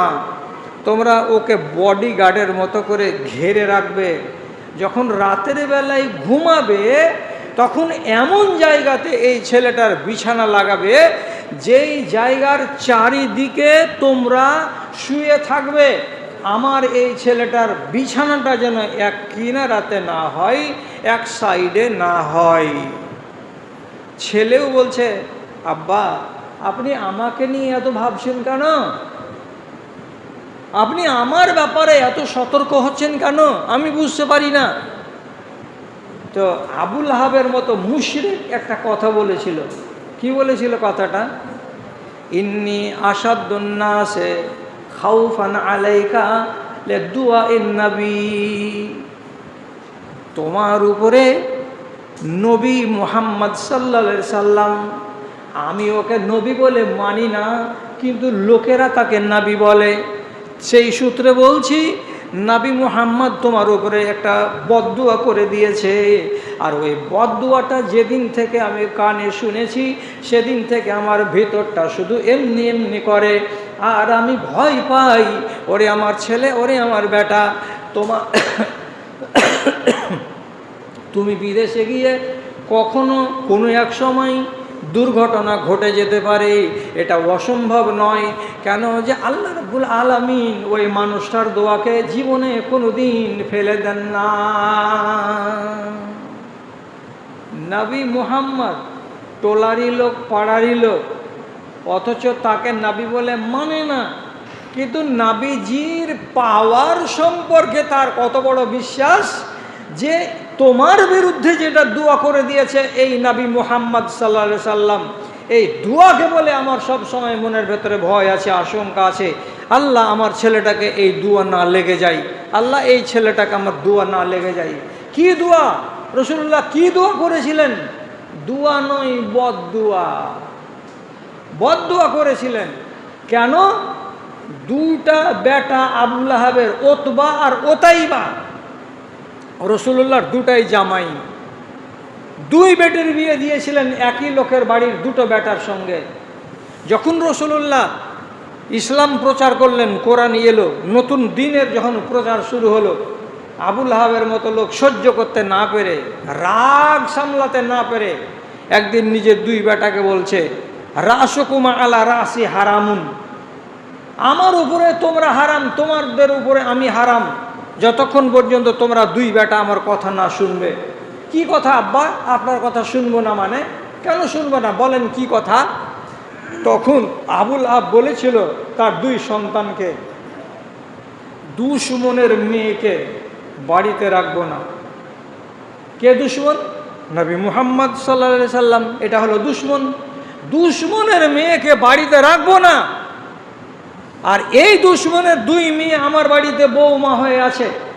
অতএব তোমরা দুই ছেলে আমার দুশমনের মেয়েকে যদি তালাক না দাও, তাহলে পারে তোমরা আমার ছেলে নও, আমি তোমাদের বাপ নই। আর রাগ জন্মে না আপনি নিজে বলেন। ওর নামে সূরা নাজিল হচ্ছে কোরআন মাজিদে, তাব্বাত ইয়াদা আবি লাহাব, তাব্বাত ইয়াদা আবি লাহাব। আবু লাহাবের দুইখানা হাত মাটিতে মিশে যাক, দুইখানা হাত মাটিতে মিশে যাক। কোরআনের আয়াত যখন হলো আর লোকেরা যখন পড়তে শুরু করলো, তখন আবুল আহাবের সেন্টিমেন্ট কত হলো, এটা কোরআনের আয়াত হয়ে গেল আর আমার নামে কোরআনের আয়াত নাজিল হলো। রাগ সামলাতে না পেরে বেটারাকে বলল, এই বেটিগুলোকে তালাক দাও, নাহলে তোমরা আমার ছেলে নও। দুই ছেলেই রাজি নবীজির মেয়েকে তালাক দিবে বলে। ওটাই বা যেটা ছেলে, সে রাসূলুল্লাহর কাছে গেল আর যাওয়ার পরে রাসূলুল্লাহকে উচ্চ বাচ্চ করে আল ফাল করে গাল দিল। আর গাল দেওয়ার পরে বলছে, তোমার বেটিকে রাখবো না, তোমার বেটিকে তোমার বাড়ি ফিরিয়ে দিলাম, আর তোমাকে শ্বশুর বলে আজ থেকে দাবি করব না, মানব না। দিয়ে ঘৃণার বশে রাসূল করিম সাল্লাল্লাহু আলাইহি সাল্লামের চেহারার তাক করে থুথু নিক্ষেপ করে দিয়েছিল। থুথু, এত বড় স্পর্ধা। এই জিনিসটা আল্লাহ পাকের নবীকে বড্ড কষ্ট দিল, পীড়া দিল। এত বড় তুমি কাজ করতে পারো, তুমি আমার মেয়েকে রাখবে না, রাখবে না, তো তাই বলে তুমি আমাকে কটূক্তি করবে কেন, আর আমার মুখে থুতু নিক্ষেপ করবে কেন? আল্লাহ রসুল সেদিনই রাগ করে একটা কথা বলেছিলেন, এটা হাদিসের ভেতরে একদম স্পষ্ট করে লেখা আছে। কি? আল্লাহুম্মা সাল্লিত আলাইহি কালবান মিন কেলাবেকা। হে আল্লাহ রাব্বুল আলামিন, তুমি আমার চোখের সামনে এই যে ছেলেটা দাঁড়িয়ে আছে, এর উপরে কোনো একটা কুকুরকে, জঙ্গলের কোনো একটা জানোয়ারকে তুমি এর জন্য নিযুক্ত করে দিও, যাতে করে আমার চোখের সামনে দাঁড়িয়ে আছে এই মানুষের রূপী কুকুরটাকে আর একটা জঙ্গলের কুকুরে আক্রমণ করে দেয় এবং এর প্রাণটাকে যেন শেষ করে দেয়। এটার ব্যবস্থা রব্বুল আলামিন তুমি করে দিও। এর উপরে একটা কুকুর বা একটা নেকড়ে বাঘ তুমি নিযুক্ত করে দিও রব্বে কারীম, যেন এই জানোয়ারটাকে ফেড়ে চিরে আর জীবনকে পয়মল করে দেয়। কেন? যে এ আমার সঙ্গে অভদ্র আচরণ করেছে। বাড়ি এসে খুব গরম দেখিয়ে দেখিয়ে বাপকে বলল, আব্বা, ওর বেটিকে তো ভাগিয়ে দিয়েছি, কিন্তু তার সাথে সাথে ওকে বলতে আমি ছেড়ে দিইনি, অনেক কথা বলে দিয়েছি, আর বলতে বলতে বলতে বলতে ওর মুখে আমি থুথু চালিয়ে দিয়েছি। বাপ শুনে খুশি হলো। তারপরে আবার জিজ্ঞেস করে বলছে, তুই যে এত বড় কাজটা করলি, তো তোর শ্বশুর কিছু বললো না? বলছে, হ্যাঁ, ও রাগ করে তখন বলল একটা কথা। কি বললো রে? কি বললো রে? তখন বলছে, আল্লাহুম্মা সাল্লিত আলাইহি কালবান মিন কেলাবেকা। যখন এই বদদুয়াটা কানে শুনেছে, নিজের বাপকে এসে বলে দিয়েছে। আবুল আহাবের মতো বাপ তখন নিজের বেটাকে বলছে, বেটারে দুয়াটাকে বলে তোর মনে ভয় লাগে কি লাগে না আমি জানি না, কিন্তু আমি আবুল আহাব, আমার মনের ভেতরে এতটা ভয় হয় যে এই দোয়াটা জীবনে রদ হবে না। কেন? দোয়া কে করেছে? তো নবী মুহাম্মদ সাল্লাল্লাহু আলাইহি সাল্লাম করেছে। এর দোয়া জীবনে আল্লাহ রাব্বুল আলামিন ফেলেন না। তাহলে একটা মুশরিকের, এই ছেলে, এই দেখে একটু, একটা মুশরিকের কথা বলছি, যে তার বিশ্বাসটা কত গাঢ় আমার নবীর উপরে। তাহলে ও তো নবীকে মাননেওয়ালা নই, তথাপি রাসূলুল্লাহর কথার উপরে তার 100% কি আছে? ভরসা আছে। আর আমি ওই রাসূলের উম্মত, আমি একটা ঈমানদার, কিন্তু আমার কেন 100% ঈমান নেই যে তার কথাগুলোকে আমরা কেন মেনে চলতে পারি না? রব্বুল আলামিনের নবীর মুখ থেকে যে দুয়াটা বের হলো, আরে অক্ষরে অক্ষরে সত্য হয়ে গেল। সিরিয়া যাচ্ছিল ব্যবসা করতে, সিরিয়ার বাজারে ঢুকেনি, তার আগেই কোনো এক জায়গায় রাতের বেলায় আরাম করছিল। তা আরাম করার কালে শুয়েছিল মাঝখানে, আর চারিদিকে বাক্সা পোটরাগুলো ছিল, আর লোকেরা বিছানা লাগিয়েছিল। ওই টাইমে রাত 12টার সময় জঙ্গলের একটা নেকড়ে বাঘ এলো, এসে একবার একে শুকে দেখে, একবার একে শুকে দেখে, একে শুকে দেখে আর ছেড়ে দেয়, ওকে শুকে দেখে, ওকে ছেড়ে দেয়। এরকম করে শুকতে শুকতে মধ্যখানে শুয়েছিল এই জল্লাদ, ওকে শুকে দেখলো। আর শুকে দেখার পরে আল্লাহ রাব্বুল আলামিন তাকে কি ক্ষমতা দিয়ে পাঠিয়েছিলেন তিনিই জানেন। মধ্যকার ছেলেটাকে শুকে দেখার পর বলে, হ্যাঁ আসামি এটাই, এটাই আসামিকে আমি খুঁজছিলাম। ওর ঘাড়ে এমন করে কামড় দিল যে কামড় দিয়ে তাকে লহুলাহান করে দিল। আর লহুলাহান করে দিয়ে নিমেষের ভেতরেই এতটি লোকের ঘেরাবন্দির মাঝখানে তাকে আক্রান্ত করে দিয়ে নেকড়ে বাঘ পালিয়ে চলে গেল। আর 10 মিনিটের মাথায় আবু লাহাবের বেটা সে ময়দানে মরে গেল। কথাটা সত্য হয়ে গেল। কার? আল্লাহ পাকের নবীর দোয়াটা। কি বলেছিলেন? আল্লাহ তুমি এর উপর একটা কোনো জঙ্গলি কুকুরগুলোকে নিযুক্ত করে দিও যাতে এ কুকুরকে সাবাড় করে দেয়। সাবাড় হয়ে গেল কুকুরটা। বাপ কি বলেছিল? কেউ ভয় করুক আর না করুক, আমি নবী মুহাম্মদের দোয়ার উপরে আমার এত ভয় আছে যে তোমাকে লেগে যেতে পারে। তাহলে আপনার আর আমার, যেহেতু আমরা ঈমানদার, তো আমাদের আল্লাহ পাকের নবীর কথার উপরে কতটা বিশ্বাস থাকা দরকার এটা তো আমাকে আর আপনাকে মানতে হবে। আল্লাহর কসম খেয়ে বলছি, আমার জন্য আপনার জন্য রাসূলুল্লাহ সারা রাত দোয়া করেছেন এবং দোয়া করে করে করে কেঁদে কেঁদে কেঁদে কেঁদে চোখের পানি ঝরিয়েছেন। তাহলে আমার উপরে আর আপনার উপরে রাসূলুল্লাহর ভালোবাসা কতটুকু আছে? একটা কথা বলি, হাদিসের কথা, সেটা হলো এই যে রাসূল একদিন সাহাবীদের সামনে বলছেন, ইন্নি ওদেদ্দ আন আরা ইখওয়ানি, আমার মন চাইছে, আমার ইচ্ছা যাচ্ছে যে আমার বন্ধুগুলোকে আমি দেখব। কখন আমার বন্ধুদের সঙ্গে দেখা হবে? সাহাবায়ে কেরাম বলছেন, আল্লাহ রসুল আমরা কি আপনার বন্ধু নই? এতগুলো লোক আপনার সামনে আছি, তা আমরা কি আপনার বন্ধু নই? নবীজি বলছেন, না, তোমরা আমার সাথী, তোমরা আমার সঙ্গী, তোমরা আমার সাহাবী, তোমাদের কথা বলিনি। আমি কাকে দেখার জন্য ব্যাকুল আছি? বলছে আমার বন্ধুদেরকে। বন্ধু কারা? কারা বন্ধু? ভালো করে শুনেন, কারা বন্ধু? হুমুল্লাযিনা আমানু বি ওয়ালাম ইয়ারাউনি, ওই লোকগুলো আমার বন্ধু যে লোকগুলো আমাকে দেখেনি, আমি ওদেরকে দেখিনি, আমার ওদের সঙ্গে মুলাকাত নাই, ওরা আমাকে দেখে নাই, অথচ তারা আমাকে না দেখে, অথচ তারা আমার মুলাকাত না করেই আমাকে বিশ্বাস করে নিয়েছে, আমার উপরে ঈমান এনে নিয়েছে।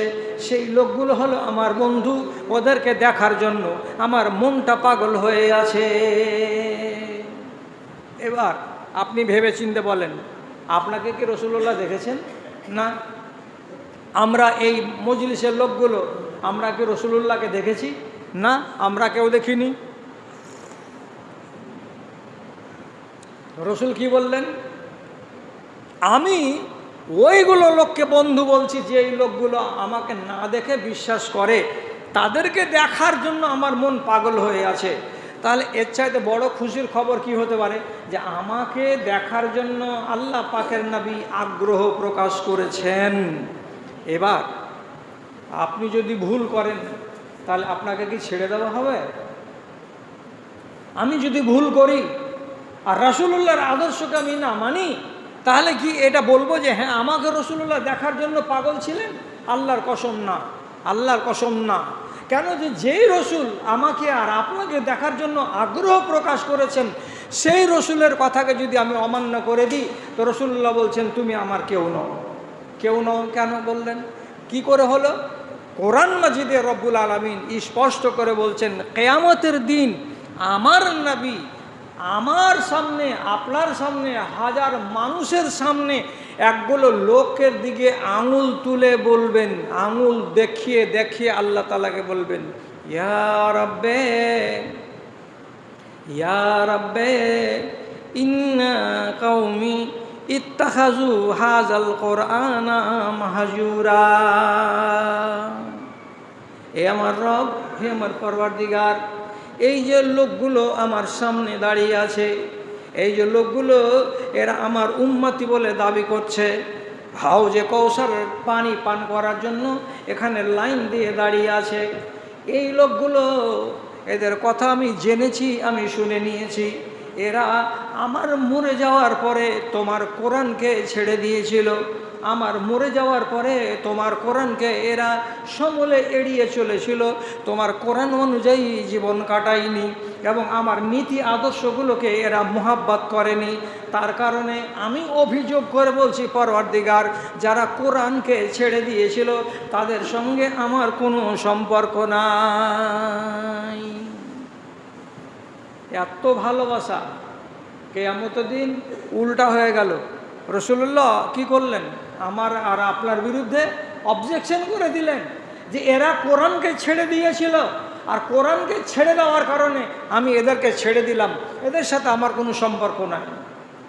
আবার আল্লাহর ফেরেশতারা খবর দিয়ে বলবেন কিছু কিছু লোক সম্পর্কে, রাসূলুল্লাহ পানি দিতে যাবেন হাউজে কৌসারে, ইতিমধ্যেই রসুলকে নিষেধ করে দেওয়া হবে, আপনি পানি দিয়েন না, আপনি পানি দিয়েন না। কেন পানি দেব না? ওই যে এই জন্য পানি দিয়েন না, এর আপনার উন্মতি হয়েছিল না, আপনি মরে যাওয়ার পরে এরা এই করেছে, এরা এই করেছে, এরা এই করেছে।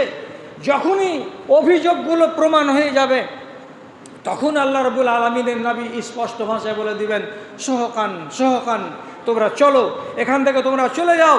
তোমাদের মতো মানুষগুলোকে আমি উম্মতি বলতে রাজি নই, তোমাদের মতো মানুষগুলোকে আমি উম্মতি বলে দাবি করি না, অতএব তোমাদেরকে পানি পান করতে দেওয়া হবে না, এখান থেকে চলে যাও।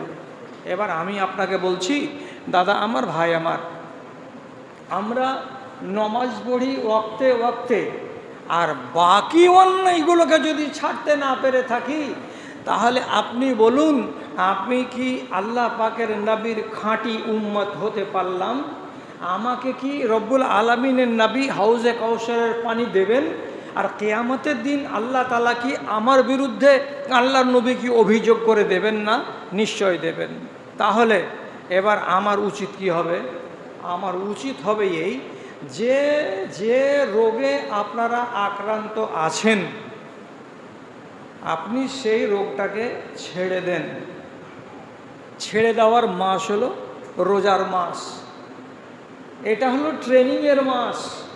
যদি আপনার বিশ্বাস না হয় তাহলে সোজা সোজা বাংলাতে বলছি, যারা আপনারা এদেশের মানুষ বিড়ি খান, তো সকাল 6টা থেকে শুরু করে সন্ধ্যা 5টা পর্যন্ত অন্তত আপনি 15টা বিড়ি খান। তো রমজান মাসে রোজা রাখার পরে আপনার তো 15টা বিড়ি খাওয়া বন্ধ, আপনি তো খান না, আর রোজা করে আছেন বলে। তাহলে 1 মাস যদি এই ধারাটা আপনার চলে, তো তার পরের মাস থেকে আপনি যদি নিজেকে কন্ট্রোল করার চেষ্টা করেন, তাহলে কি এই বদ অভ্যাসটা ছুটে যাবে না? যাবে? আপনি বলুন আমাকে, রমজান মাস আসতে গেলে আমাদের দেশে নমাজির সংখ্যা বাড়ে না বাড়ে না? বাড়ে। আমাদের দেশে এই মসজিদে অন্য মাসে হবে 1 কাতার, রমজান মাসে হবে 3 কাতার। অন্য মাসে এই মসজিদে মহিলারা নামাজ পড়তে আসে না, আবার রমজান মাস যখন চলে আসে তখন মা বোনেরা তারাবি পড়ার জন্য উপরে গিয়ে ভিড় লাগায়। তাহলে রমজান মাসে ইবাদত বাড়ে না বাড়ে না? বাড়ে। তো আমি আপনাকে গোড়াতে বলেছিলাম একটা কথা, সেই কথাটাতে এবার আমি ফিরে আসছি। তা কি, আল্লাহ না করে আমার নামটা যদি জাহান্নামের খাতায় লেখা থাকে। কেন জাহান্নামের খাতায় লেখা থাকে? আমি নমাজি বটে, কিন্তু আমার ভেতরে বদ রোগ আছে। আমি রোজা রাখি বটে, কিন্তু আমার ভেতরে বুড়া খাসলত আছে। আমি দিনের কাজ করি বটে, কিন্তু অন্যায় কাজও করি বটে। এই জন্য আমি যদি মুমিনে ফাসেক হয়ে থাকি, তাহলে আমার নাম যদি জাহান্নামের খাতায় থেকে থাকে, সেই নামটাকে কাটিয়ে নেওয়ার সুযোগ এই মাসেই আছে। আমি যদি চেষ্টা করি তাহলে হয়ে যাবে। এইবার আপনি চেষ্টা করেন, আমি চেষ্টা করলে হয়ে যাবে? জি হ্যাঁ, গ্যারেন্টি, একেবারে গ্যারেন্টি। এটাতে কোনো ফাঁকিবাজি কথা নেই। আপনি আপনার নিজের সংশোধন নিজে করে নেন, আপনার নামটা কেটে যেতে পারে, তার ব্যবস্থা এই রমজান মাসে আছে। কি করে আছে? তো নবীজি বলছেন, যখন রমজান মাস এলো যেদিন প্রথম রমজান শুরু হলো, সাথে সাথে আল্লাহ তাআলার এক ফেরেশতা মাঠে ময়দানে এখানে ওখানে যায়, আর এলাকা ভাগ করা আছে, ওই এলাকাতে গিয়ে আওয়াজ দিয়ে বেড়ায়। কি বলে আওয়াজ দেয় আল্লাহর ফেরেশতারা? আপনার এই মাঠটা লোহাপুরের মাঠ, লোহাপুরের এলাকাতে যে ফেরেশতাকে দায়িত্ব দেওয়া আছে, গ্রামে গ্রামে পাড়ায় পাড়ায় আওয়াজ দিয়ে বেড়াচ্ছে, আর একটা কথা শুধু বলছে, ইয়া বাগিয়াল খায়রে আকবিল ওয়া ইয়া বাগিয়াশ শাররে আকসির ওয়ালিল্লাহি উতকাউ মিনান নার। কি তর্জমা? হে ভালোর অন্বেষণকারীরা, যারা সারা মাস সারা বছর ভালো কি করে পাবো, নেকি কোথায় পাওয়া যাবে, আমল কোথায় পাওয়া যাবে, নেকির খোঁজ করে বেড়াও। তোমরা এই মাসে একটু এগিয়ে এসো, আরও একটু এগিয়ে এসো, কেন যে এই মাসে রব্বুল আলামিন তোমাদের বস্তাকে ভর্তি করে দেবেন সওয়াব দিয়ে, তোমাদের নেকি দিয়ে রব্বুল আলামিন তোমাদের বাড়ি আর ঘরকে সব ভর্তি করে দেবেন। অতএব তোমরা আর একটু বেশি জাগ্রত হও। যারা 12 মাসিয়া নামাজি, তারা একটু চেতন হও। কেমন চেতন হব আল্লাহ? কীরকম চেতন হব? একটু নামাজ বাড়িয়ে দাও, তারাবির নামাজ বাড়িয়ে দিলাম। আরে একটু মেহনত করো। কি মেহনত করবো আল্লাহ তাআলা? প্রত্যেক দিন এশার নামাজের সাথে সাথে তারাবির নামাজ আদায় করব না। কখন আদায় করব? 2 রাকাত 4 রাকাত কোনো দিন রেখে দেব। দেওয়ার পরে ঢের রাতে উঠে একাই মসজিদে আসব, আর আসার পরে তোমার কাছে আমি কথা বলবো, দোয়া করব, করে আমি আমার মনের কথাটা ব্যক্ত করে আমি আমার নিজের আমলনামাকে বৃদ্ধি করে নেব। এটাও করা যায়। রোজ জামাতে আপনি তারাবি পড়ছেন, রোজ পড়বেন না। একদিন ছেড়ে দেন, করাকাত 4 রাকাত, একদিন ছেড়ে দেন, করাকাত 6 রাকাত, 2 রাকাত পড়লেন ইমাম সাহেবের সাথে, বাকি ছেড়ে দিলেন। বেতরের নামাজ পড়লেন না, ছেড়ে দিলেন, রেখে দেন বেতরের নামাজকে। আপনি পড়বেন না? বলছে পড়বো। কখন পড়বে? বলছে আমি ঢের রাত্রিতে পড়বো। ঢের রাত্রিতে? ওই রাতটা কেন ঢের রাত্রিতে আপনি পড়তে চাইলেন? আল্লাহ তাআলা কোরআন মাজিদে বলছেন, ইন্না নাশিআতাল লাইলি হিয়া আশাদ্দু ওয়াতআন ওয়া আকওয়ামু কিলা। ঢের রাত্রিতে যেটা কথা বলবেন আপনি, সেই ঢের রাতের কথা হলো ওয়াকাট্ট। এবং ভালো করে জেনে রাখেন, দিনের বেলায় আপনি আল্লাহ তাআলাকে যতটুকু রাজি করতে পারবেন, রাতের বেলায় আল্লাহ রাব্বুল আলামিনকে 10 গুণ বেশি রাজি করতে পারবেন। কথাটা মানবেন না? দিনের বেলায় আমি আমার মনের কথা যতটুকু বলতে পারবো, রাতের বেলায় আমি আমার কথাটা বেশি করে বলতে পারবো। এই জন্য আপনাকে রাতের তাগিদ দেওয়া হয়েছে। তাহাজ্জুদের নামাজ ঢের রাতে মানুষ পড়ে কেন পড়ে ঢের রাতে? ওইখানে নির্জন, বাইরের কোনো আওয়াজ আসবে না, কেউ হট্টগোল করবে না, কেউ চেঁচামেচি করবে না, কেউ ডিস্টার্ব করতে আসবে না। আমি একাই মসজিদের ভেতরে নির্জনে বসে আল্লাহ রাব্বুল আলামিনের সাথে কথা বলবো। সে কথাগুলো হবে ওজনদার, সে কথাগুলো হবে একেবারে খাঁটি, আর কথার ভেতরে ভেজাল থাকবে না। এই জন্য রব্বুল আলামিন বলছেন, তোমরা রাতের বেলায় আমার সঙ্গে যোগাযোগ স্থাপন করো। কথা বুঝতে পারলেন? তাহলে এবার আপনি মাঝে 2 রাকাত বা 4 রাকাত নামাজগুলোকে ছেড়ে দিয়ে ঢের রাতে আল্লাহর সাথে কথা বলবেন। 1। 2 নম্বর কথা, এই মাসে আপনার নামটা জাহান্নামের খাতা থেকে কেটে নেওয়া যায়, এটার প্রমাণ কোথায় পেলাম? ভালো করে বুঝেন কথা। একটা লোক জীবনে ঠিকঠাক করে নামাজ পড়তো না। রমজান মাস এসেছে, রোজাও ধরে নিয়েছে, নামাজও ধরে নিয়েছে। রোজাও করছে, নামাজও পড়ছে। বাড়িওয়ালি একটু করে বলল যে, হ্যাঁ গো, সবাই নামাজ রোজাগুলো করছে, তো রোজার মাসটাতে একটু নামাজ রোজাগুলো করো। কি হয়েছে গো? আরে কি হয়েছে? দেখা যাচ্ছে না? কি দেখা যাচ্ছে না? ও মহিলাদের, আচ্ছা ওটা দেখা যাচ্ছে না, ব্যবস্থা করছে, আপনারা ডিস্টার্ব করিয়েন না। হ্যাঁ ভাই দেখো, দেখা যাচ্ছে না, এটার ব্যবস্থা করে দাও। হ্যাঁ খেয়াল করেন। আর একটা কথা কি বললেন? ফারিস্তাতে একবার একটা কথা বললেন যে যারা সারা বছর ধরে নেকিকে তলাশ করে বেড়াও, তোমরা একটু এগিয়ে এসো এই মাসে, একটু এগিয়ে এসো। কেন যে লুট চলছে এই মাসে, লুট লুট, যত নেকি লুটতে পারো লুটে নাও এই মাসের ভেতরে। আচ্ছা, তো যারা মন্দ লোক আছে, যারা মন্দ, তাদের কি হবে? মন্দ লোকের জন্য আর একটা কথা,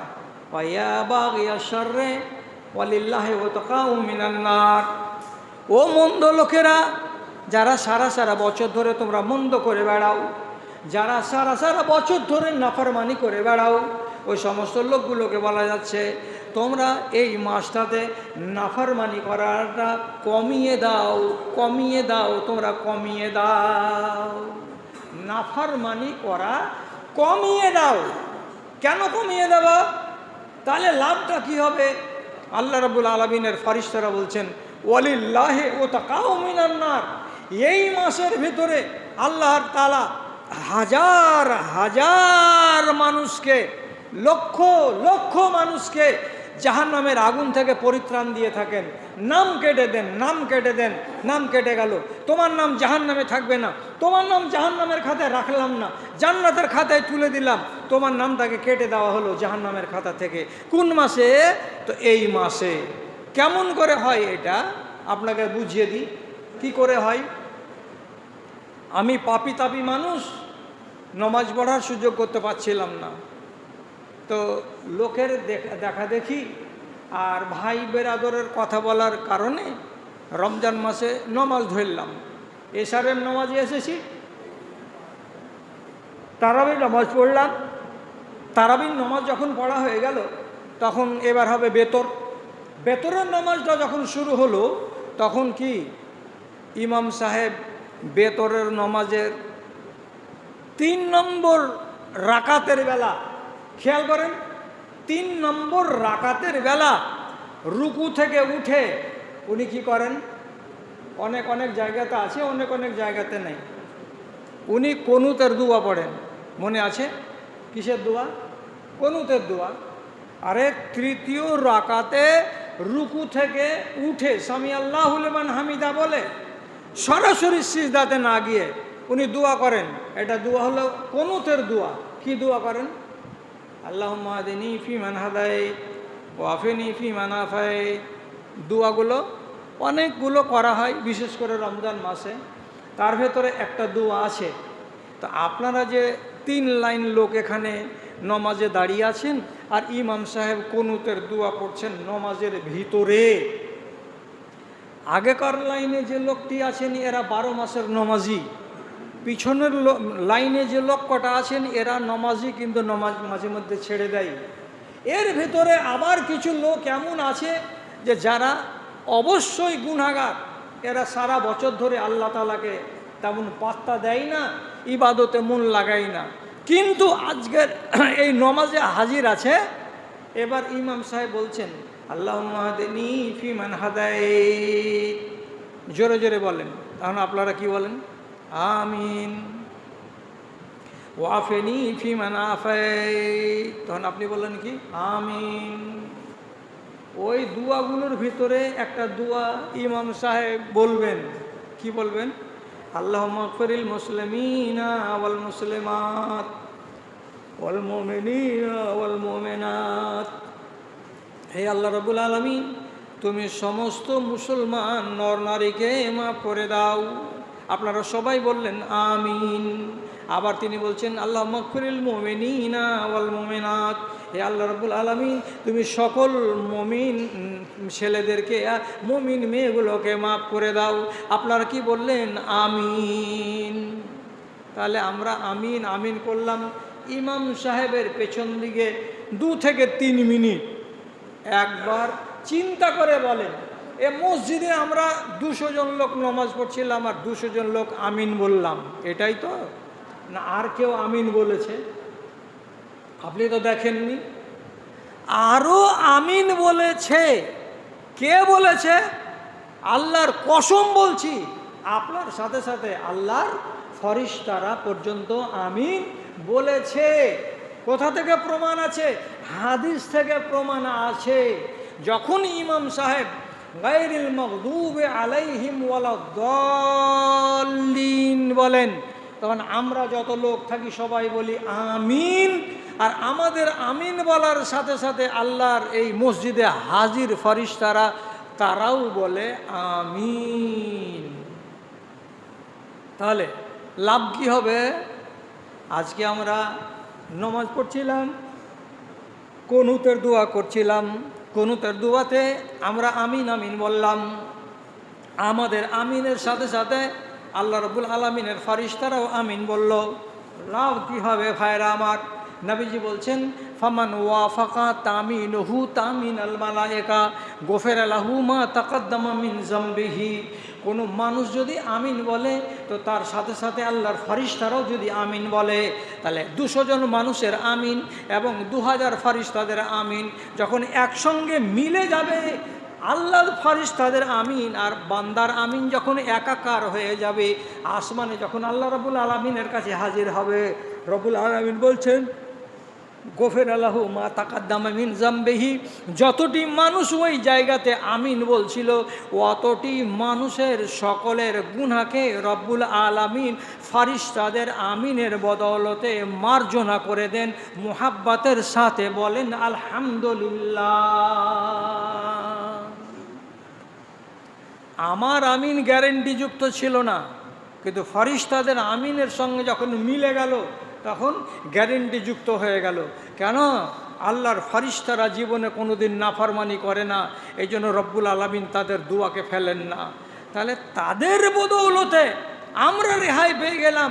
এখন পিছনের সারিতে যখন আমরা ছিলাম আমিন আমিন করলাম, আর মাওলানা বললেন ইমাম সাহেব, আল্লাহ মুসলমান মুমিন নর নারী সকলকে তুমি মাফ করে দাও। আমি বললাম আমিন, ফরিশতা বলল আমিন, আর আমিনটা কবুল হলো। তাহলে 3rd নম্বর লাইনে এমন কোনো নাফরমান ছিল যে তার কপাল খুলে গেল। ওই টাইমেই আল্লাহর ফরিশতারা তার নামকে কেটে দিয়ে জাহান্নামের খাতা থেকে টেনে জান্নাতের খাতাতে উঠিয়ে দিলেন, তুলে দিলেন। তাহলে কথাটা কত সত্য। নবীজি বলছেন ওয়ালিল্লাহে ওয়াতাকাউ মিনান নার।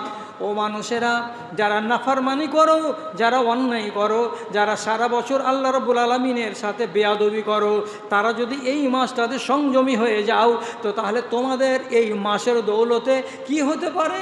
তোমাদের নামটা জাহান্নামের খাতা থেকে কেটে যেতে পারে। রব্বুল আলামিন এমন ফরিশতা হাজার হাজার ছেড়ে রেখেছেন তোমাদের দেখার জন্য এবং তোমাদের নামকে কেটে দেওয়ার জন্য। অসম্ভব কি? এত বড় সুযোগটা যদি আপনি কাজে না লাগান, তাহলে আর কোন সময়ে কাজে লাগাবেন? এই রমজান মাসে আপনাকে কাজে লাগাতে আমি অনুরোধ করছি। আজকে আমাদের সামন থেকে কতটি রোজা গেল? মোটামুটি 18 কি 19টা হয়তো রোজা হয়ে গেল, আর বাকি আছে 10 থেকে 11টা রোজা। করতে পারবেন? করতে পারবেন? নিজে আর লম্বা করব না কথা, শর্ট কথা বলছি বলে আপনাদেরকে বিদায় দিচ্ছি। আপনি আপনার নিজের তকদিরটাকে অদল বদল করতে পারবেন, তার উপায় আল্লাহ তাআলা আমাদেরকে বাতলে দিলেন। কি বললাম 5 মিনিট আগে আপনাকে? ঢের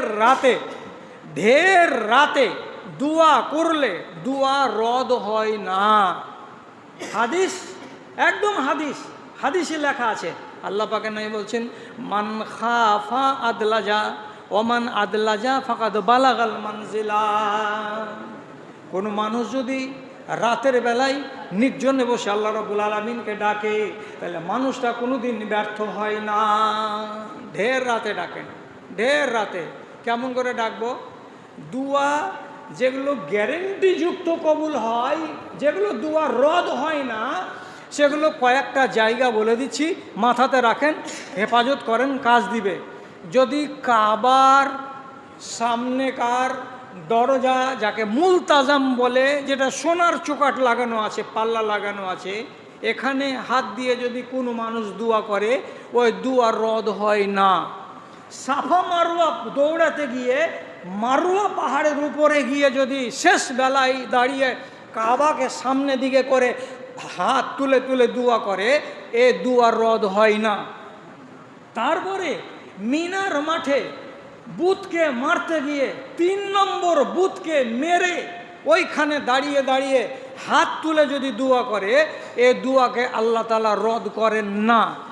9 তারিখের দিন আরাফার ময়দানে জোহরের ঢিলা থেকে শুরু করে মাগরিব পর্যন্ত বান্দা যেটা দোয়া করে, এ দোয়াকে আল্লাহ রাব্বুল আলামিন ফেলে দেন না। আর একটা দোয়া, সেই দোয়াটা হলো আপনার নাগালে, আপনার হাতের মুঠোই। কি রাসূলুল্লাহ হাদিসের ভেতরে বলেছেন, 3টা কাজ করো আর জান্নাতের চাবি হাতে ধরো। কি বললাম? 3টা কাজ করো আর জান্নাতের চাবি হাতে ধরো। আচ্ছা, এত সুন্দর কথা আমি যদি না মানি, তার কে মানবে? বলেন তো, কে মানবে? রাসূলুল্লাহ নিজে বলছেন, আফসুস সালাম, সালামটাকে বাড়াও 1, অতএমতম, গরিব মানুষকে খাবার খেতে দাও 2, অসাল্লু বিল্লাইলি ওয়ান নাসু নিয়াম, আর নমাজ পড়ো 2 রাকাত। কখন? এমন রাতে নামাজ পড়ো যে রাতে সারা দুনিয়ার মানুষ ঘুমিয়ে থাকবে তখন। তাহলে কি হবে? উদখুলুল জান্নাতা বিসালাম, তাহলে তুমি জান্নাতে চলে যাবে। আর জান্নাতের গেটের কাছে আল্লাহর ফারিস্তারা তোমাদেরকে আহলান সাহালান বলবে, আর আরবি ভাষাতে তাকে আল্লাহ তাআলা বলবেন সালাম সালাম সালাম। কটা কাজ? 3টা কাজ আমার দখলে আছে না নাই? তা আমি কটা দিলাম? 1টা দিলাম। ক নম্বর? 3 নম্বর, সাল্লু বিল্লাইলি ওয়ান নাসু নিয়াম, সারা দুনিয়ার লোক ঘুমাবে আর ওই রকম টাইমে আপনাকে একবার আল্লাহ তাআলার দরবারে আসতে হবে। আপনি আসেন, ট্রাই করেন না। 21-এর দিনগুলো খুঁজছেন, 23-এর দিনগুলো খুঁজছেন, 25-এর দিনগুলো খুঁজেন। আমি নিষেধ করিনি, কিন্তু রমজান মাসের যে কোনো রাতেই আপনি চেষ্টা করেন। একদিন আবু বকর সিদ্দিকের রিওয়ায়াত করা হাদিস এইটা, তোমার যদি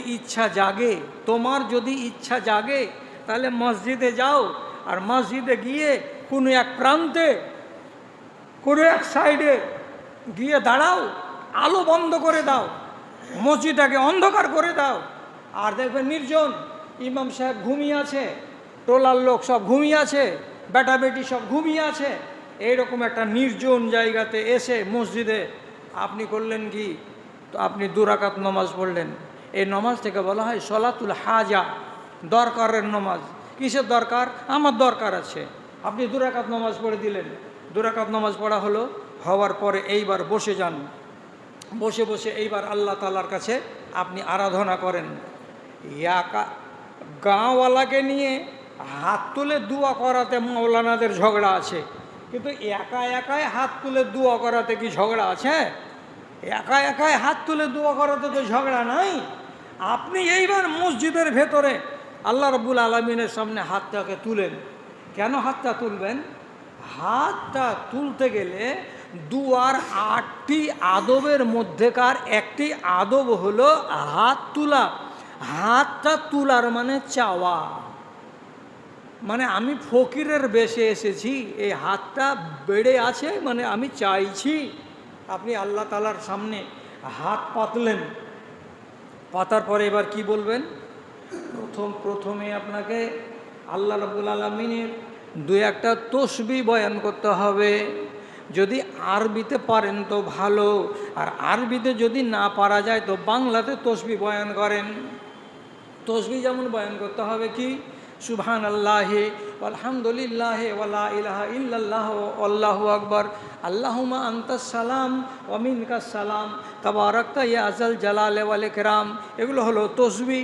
যদি আরবিতে না পারা যায় প্রথমেই আপনাকে মুখে মুখে বাংলাতে বলতে হবে, হে পরওয়ারদিগারে আলাম, তুমি সারা জাহানের মালিক, তুমি সারা জাহানের রুজিদাতা।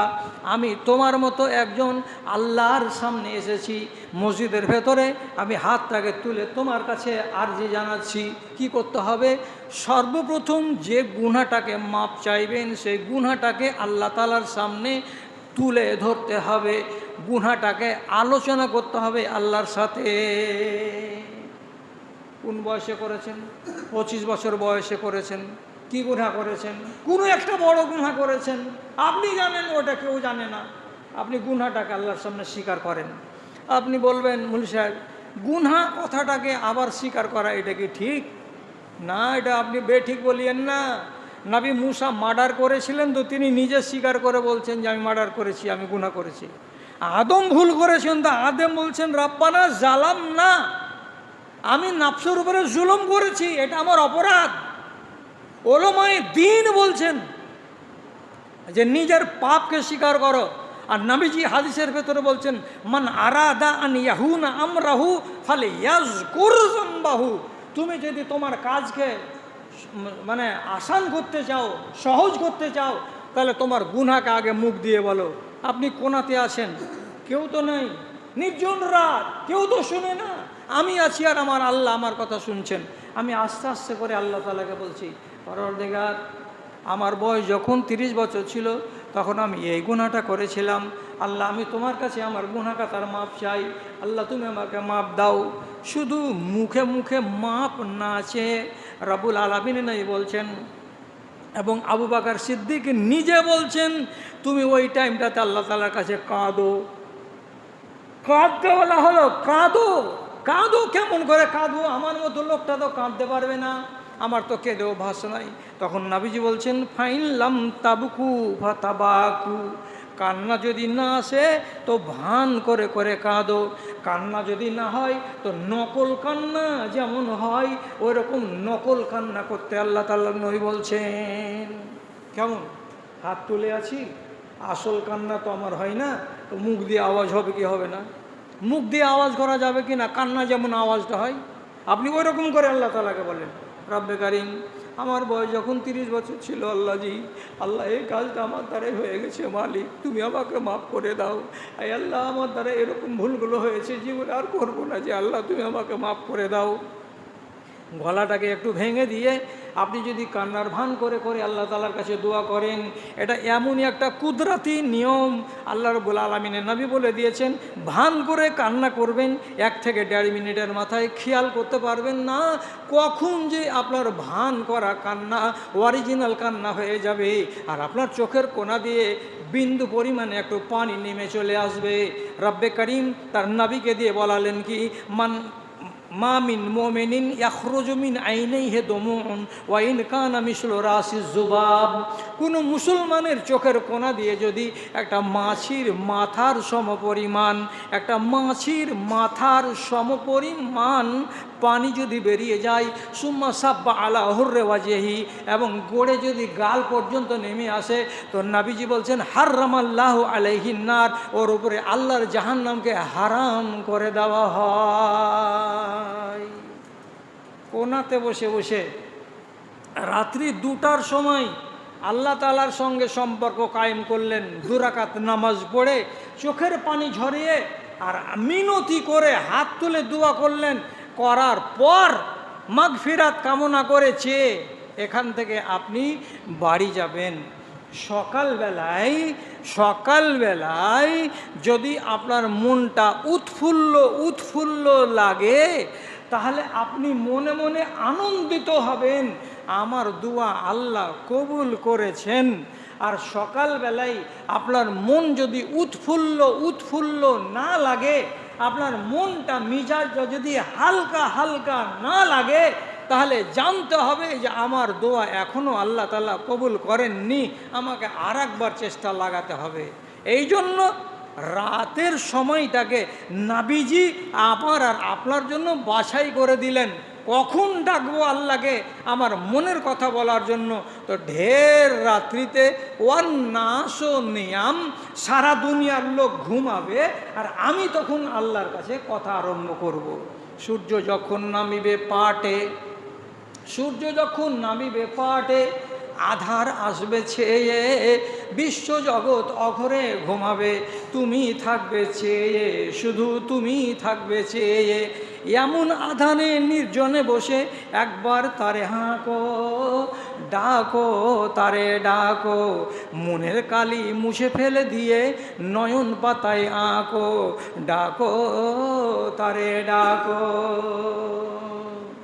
আপনি তো পুরুষ লোক, মসজিদে চলে এলেন, মা খালা যদি বলে আমার গুনাহ খাতা আছে, আমি আল্লাহর কাছে মাপ চাইব, আমি লোককে কেন বলবো যে আমি কি পাপ করেছি? লোককে পাপ জীবনে বলতে নেই আর বলার কথা নয়, এটা মাথায় রাখবেন, খবরদার খবরদার। আর সময় আপনাদের হয়তো বেশি হয়ে যাচ্ছে নাকি আমি জানি না, আর কেউ কিছু আমাকে বলেননি, তো যাই হোক, আমি যেটা কথা বলছি, জীবনে কোনো দিন যদি পাপ হয় তো পাপটা যেন আপনি একাই করেন, একাই পাপ করলে একাই মাপ করাতে সুবিধা বেশি। আর যদি গ্রামবাসীকে নিয়ে পাপ করেন তো ওই পাপ মাপ করাতে বিপদ বেশি, ঠেলা বেশি। কাজে পাপ করার পরে কোনো লোককে আপনি বলতে যাবেন না, এটা হলো একজন মুমিন মুসলমানের অভ্যাস। কেন? সহি হাদিস বলছি আপনাকে, কিয়ামতের দিন আল্লাহ রাব্বুল আলামিন একটা নওজোয়ান ছেলের কাছে আসবেন, সুম্মা ইয়াজাও ইয়াদাহু আলা কানাফিহি, আর ওই লোকটার মাথার উপরে আল্লাহ তাআলা নিজের হাতখানাকে এরকম করে চাপিয়ে দেবেন, যেমন হেলমেট দিতে গেলে মাথা চাপা পড়ে যায়, ওই রকম আপনার মাথাটাকে একবারে চেপে দেওয়া যাবে। তারপরে আল্লাহ রাব্বুল আলামিন কানে কানে বলবে বান্দাকে, এ বান্দা তুমি কি এই পাপটা করেছিলা? কিয়ামতের দিন আল্লাহ বলবেন, এই বান্দা তুমি কি এই পাপটা করেছিলা? বলে হ্যাঁ করেছিলাম। আবার আল্লাহ তাআলা বলবেন, এ বান্দা তুমি কি এই পাপটা করেছিলা? বলে হ্যাঁ আল্লাহ, এটা আমি করেছিলাম। তিনবার আল্লাহ রাব্বুল আলামিন তিনটা পাপকে আলোচনা করে বলবেন বান্দাটাকে, এই তুমি এটা করেছিলা? হ্যাঁ করেছিলাম। এটা তুমি পাপ করেছিলা? হ্যাঁ করেছিলাম। এটা তুমি করেছিলা পাপ? হ্যাঁ করেছিলাম। তারপরে আল্লাহ তাআলা হাতটা টেনে নেবেন মাথার উপর থেকে, তখন এই বান্দা এমন ঘাবড়ে যাবে যে সুবহানাল্লাহ, আমি আল্লাহ রাব্বুল আলামিনের সামনে হাসরের মাঠে স্বীকার করে নিলাম যে হ্যাঁ আমি এই পাপটা করেছি, তাহলে তো আজকে আমার শেষ, আমার আর কল্যাণ নেই। ইতিমধ্যেই রব্বুল আলামিন বলছেন, বান্দারে শুন শুন শুন, তুই ঘাবড়ে গেছিস নাকি? বলে হ্যাঁ। তো তোকে ঘাবড়াতে হবে না। কেন ঘাবড়াবো না? সাতারতাহু ফিদ দুনিয়া সাতারতু লাকা ফিল আখিরাতে, তোর একটা ভালো গুণ ছিল রে বান্দা, এই যে দুনিয়াতে যদি কোনো পাপ করতি তো পাপটা জীবনে কোনো মানুষকে তুই জীবনে বলিস না, তুই করতে পাপটা তুই জানতি এবং আমি জানতাম, আমি ছাড়া আর তুই ছাড়া কেউ জানে না। যে তিনখানা পাপ সম্বন্ধে তোকে জিজ্ঞাসা করলাম, এ পাপটি তুই করেছিলি রে বান্দা, কিন্তু কোনো দিন জীবনে কোনো মানুষকে বলিসনি, লুকিয়ে রেখেছিলি পাপ তিনটাকে। তার জন্য আমিও আল্লাহ পাপটাকে লুকিয়ে রেখেছিলাম, এ কারণে তোর উপরে খুশি হয়ে তোর তিনখানা পাপকে আমি মাফ করে দিয়েছি, তোকে জাহান্নামে দেব না রে বান্দা, তোর জন্য জান্নাত। পাপ কাউকে বলবেন না, পাপ হয়ে যাবে, আপনি মানুষ, কাজে পাপ থেকে আপনার রেহাই নেই, পাপ হয়ে যাবে আমার দ্বারাই। কেউ যদি ভুল বলে আমাকে যে মৌলবীটা কেমন বলছে পাপ হয়ে যাবে, পাপ হয়ে যাবে, কেন? নবী বলছেন এই কথাটা যে কুল্লু বানি আদমা খাত্তাউন, যত আদমের বেটা বেটি আছে এরা পাপ করবে, কাজে পাপী তো আমরা। তো ভালো পাপী কোনটা? যে পাপীটা আল্লাহর কাছে মাপ চাই। তো বেটা ছেলেরা তো পাপকে মাফ করে নিল মসজিদে এসে, মেয়ে ছেলে পিলে আমার মা খালারা যদি বলে যে আমরা কেমন করে পাপটাকে মাফ করব, হাজি মাওলানা সাহেব আমাদের তো একটা উপায় লাগবে, আপনি আমাদের একটা উপায় বলে দেন। আমি মায়েদেরকে বলছি, আমার মায়েরা আমার খালারা শরীয়তের ভেতরে কোনো জিনিসে আপনাকে বঞ্চিত করা হয়নি। এমন পর্যন্ত রমজান মাসে পুরুষ লোকেরা যদি এতেকাফ করে 10 দিন, তো মা বোনেরাও এতেকাফ করতে পারে, তবে নিজের বাড়িতে। কোনো মেয়ে ছেলে যদি বলে আমি 3 দিন এতেকাফ করব, তো সে 3 দিন এতেকাফ করতে পারে নিজের বাড়িতে, ওকে মানা নেই। সুতরাং কোনো মা যদি বলে আমি আমার গুনাহকে মাফ করাবো কেমন করে, একই নিয়ম পুরুষরা আসবে মসজিদে, মা বোনেরা মসজিদে আসবে না। রাতের বেলায় হিসাব করে দেখবে আমার বেটা বেটি ঘুমিয়েছে কি না, আমার স্বামীটা ঘুমিয়ে আছে কি না, আমার বাড়ির লোকগুলো সব অঘোর ঘুমিয়ে আছে কি না। বলে হ্যাঁ সব ঘুমিয়ে আছে। যখন দেখবে রাত্রি 1টা, এই টাইমটা হলো নির্জন টাইম, নির্জন টাইমে আমার খালাকে কি করতে হবে, তার নিজের বিছানার পার্শ্বে যদি ফাঁকা জায়গা থাকে, অথবা এখানে যদি জায়গা না থাকে তো আর একটা ঘরের বারান্দায় যদি ফাঁকা জায়গা থাকে, তো কোনো একটা ফাঁকা জায়গাতে গিয়ে দাঁড়াবে, আর দাঁড়াবার পরে 2 রাকাত নামাজ পড়বে বড় তাসাল্লির সাথে, মন দিয়ে 2 রাকাত নামাজ পড়ে নিবে। আর 2 রাকাত নামাজ পড়ে নেওয়ার পর ওই জায়গাতে বসে হাতকে তুলে আল্লাহ রাব্বুল আলামিনের তারিফ করবে, আল্লাহ রাব্বুল আলামিনের প্রশংসা করবে। আর তারপর এইবার নিজের গুনাহ কথাটাকে আস্তে আস্তে করে আল্লাহ তাআলার সামনে ব্যক্ত করবে। তুমি জোরে বলবে না। কেন জোরে বলবে না? হতে পারে বাড়ির মানুষ শুনে নিতে পারে। নিঃশ্বাসে বলবে, আস্তে আস্তে করে বলবে যে আল্লাহ এটা পাপ আমি করেছি, দিয়ে কাঁদো আর কেঁদে আল্লাহ তাআলার কাছে মাপ চাও। তোমাকেও রব্বুল আলামিন মাপ দেওয়ার জন্য রাজি আছেন। আর এই সুযোগটা রমজান মাসে বেশি আছে, আপনিও নেন আর আমার বাপজানেরাও যেন নেই, কেউ যেন বঞ্চিত না থাকে সুযোগ থেকে। শেষ আরজিটা আপনাদেরকে জানালাম, আর জানার পরে আর অল্প কিছুক্ষণ আপনাদেরকে বসতে বলছি। কি আমি অসুখ, ডাক্তার রোজা করতে নিষেধ করেছে, আমি কাউকে দিয়ে কিভাবে রোজা করব? আমি অসুখ, ডাক্তার রোজা করতে নিষেধ করেছে, আমি কাউকে দিয়ে কি করে রোজা করাবো? যে ব্যক্তি অসুখ হবে, ফামান কানা মিনকুম মারিজান আও আলা সাফারিন ফাইদ্দাতুন মিন আইয়ামিন উখার, যদি কেউ অসুখ হয়ে যায় তাহলে তাকে আল্লাহ তাআলা মাপ দিয়েছেন, তোমাকে রোজা করতে হবে না, এটা কাজা করতে হবে। কবে?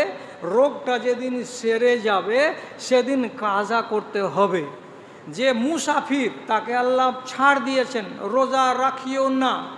যখন তুমি মুসাফির রবে না, বাড়ি ফিরে চলে আসবে, তখন তুমি রোজা করে নেবে।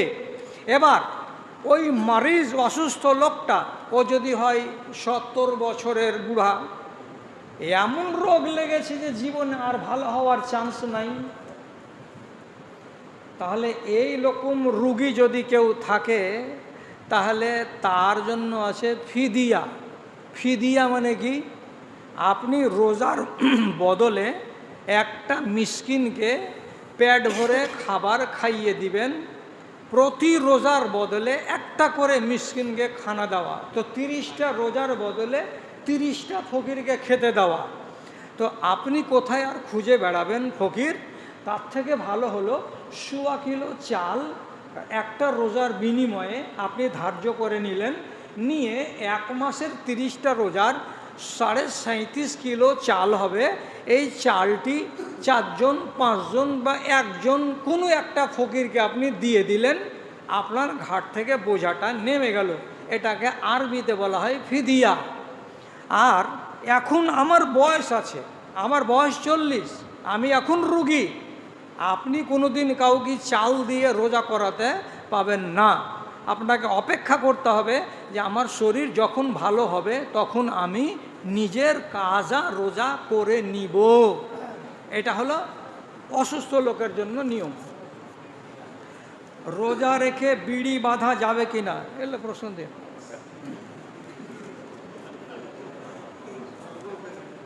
ফিতরা টাকা দিয়ে আদায় করা যাবে কি? ঈদের নামাজের পরে ফিতরা আদায় করা যাবে কি? এখানে 2টা প্রশ্ন। ঈদের নামাজে যাওয়ার আগে ফিতরা আদায় করতে হবে, কোনো কারণে সে যদি ঈদের নামাজে যাওয়ার আগে ফিতরা দিতে না পারে, তাহলে ঈদের নামাজ পড়ে এসেও ফিতরা দিবে, কিন্তু ওটা ফিতরা বলে গণ্য হবে না, ওটা সাদকা হবে। ফিতরা বলে গণ্য হলো না। তো ফিতরার যেটা লাভ ছিল, এই লাভের মধ্যে থেকে একটা লাভ মাইনাস। কি মাইনাস? ফিতরার লাভ হলো দুটা। একটাকে নবীজি বলেছেন তুহরাতান লিসাইমিন ওয়া তুমাতান লিল মাসাকিন। আপনি যদি ফিতরা দেন, তাহলে আপনার রোজার যেগুলো ত্রুটি আছে সেগুলো এই ফিতরাতে সারিয়ে দিবে। আর এই ফিতরাটা গরিব মিসকিনের খাবার হবে। তো ঈদের মাঠে যাওয়ার আগে আপনি যদি দিতে পারেন, তাহলে দুটো কাজ হবে। আর ঈদের মাঠে যাওয়ার পরে যদি দেন, তো নিজের রোজার শুদ্ধিকরণ হবে না, তবে গরিবের খাবার হবে। অতএব ঈদের মাঠ থেকে ফিরে এসেও দিতে হবে, যদিও সেটা ফিতরা বলে কবুল হবে না, রেহাই আপনার নাই। এবার থাকলো প্রশ্ন, ফিতরা টাকা দিয়ে আদায় করা যাবে কি? এটা হলো পচা কথা, একেবারে এটা হলো সড়া কথা। কেন? ভারতবর্ষের পশ্চিম বাংলার মুর্শিদাবাদের আর মালদার মৌলবীরা এটাকে এমন করে খুঁচিয়েছে যে খুঁচিয়ে খুঁচিয়ে খুঁচিয়ে খুঁচিয়ে সারাটা গাকে ক্ষত বিক্ষত করে রেখেছে। কোনো একটা বান্দা নাই যে ও এই মশলা সম্বন্ধে শুনেনি। এই নেটের যুগে এক জাহান আলেম বলছে যদি টাকা দিয়ে ফিতরা দেয় তো দেওয়া যাবে, আর এক জাহান আলেম বলছে টাকা দিয়ে ফিতরা দেওয়া যাবে না, আনাজ দিয়ে দিতে হবে।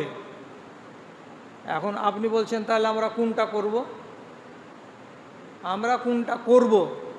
কথা হলো আনাজ দিয়ে দিবেন তো 100% সুন্নাত হবে।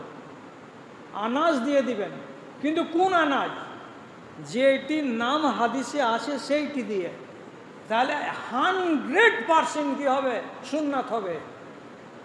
এবার আনাজ দিতে গিয়ে আমি চাউল দিলাম, তো চাউলও তো দানা, তো চাউলকে কেউ পৃথিবীতে নিষেধ করবে না। কিন্তু আমি যদি ফের খুব গলাবাজি করে বলি 100% এটা সুন্নাত হবে, 100% হবে না। কেন? যে 5টা জিনিসের নাম আছে কিসে? হাদিসে। তো রসুলের হাদিসে যেটি আছে সেইটি দিব, তো সুন্নাত হবে 100 ভাগ।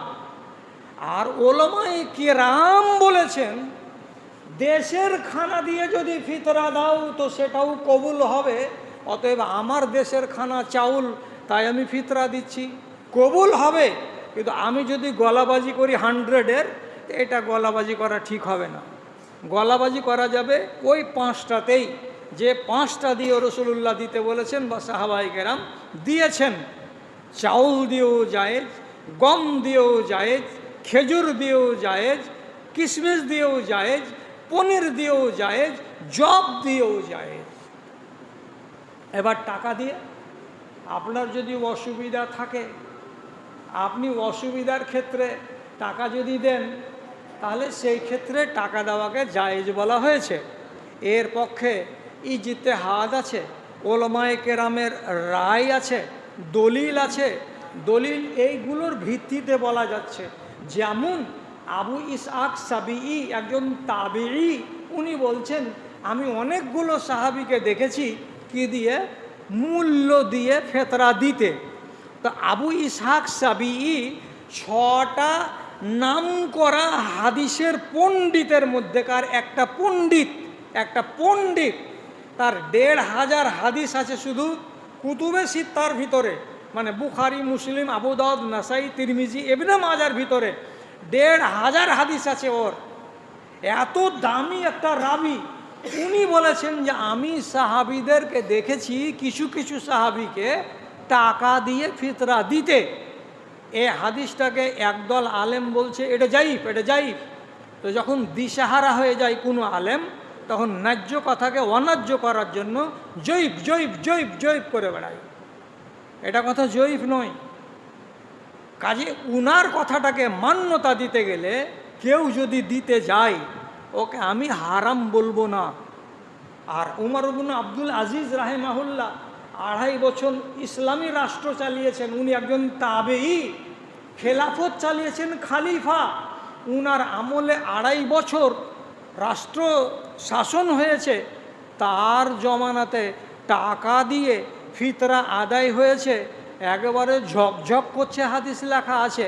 তো এগুলো হাদিস হলো সেকেন্ড ক্যাটাগরির, মানে নবীজির কথা নয়। এটা কার আমল? তাবেঈদের আমল। তাবেঈদের আমলকে আসার বলা হয়, আর আসারকে মান্যতা দিতে হয়, কিন্তু রসুলুল্লাহর হাদিসকে অস্বীকার করতে হয় না। ওই জন্য আমরা বলি কি, আনাজ দিয়ে দাও, আলহামদুলিল্লাহ। আনাজ দিয়ে পারো না, টাকা দিয়ে দাও, তাও আলহামদুলিল্লাহ। ঝগড়া কিসের?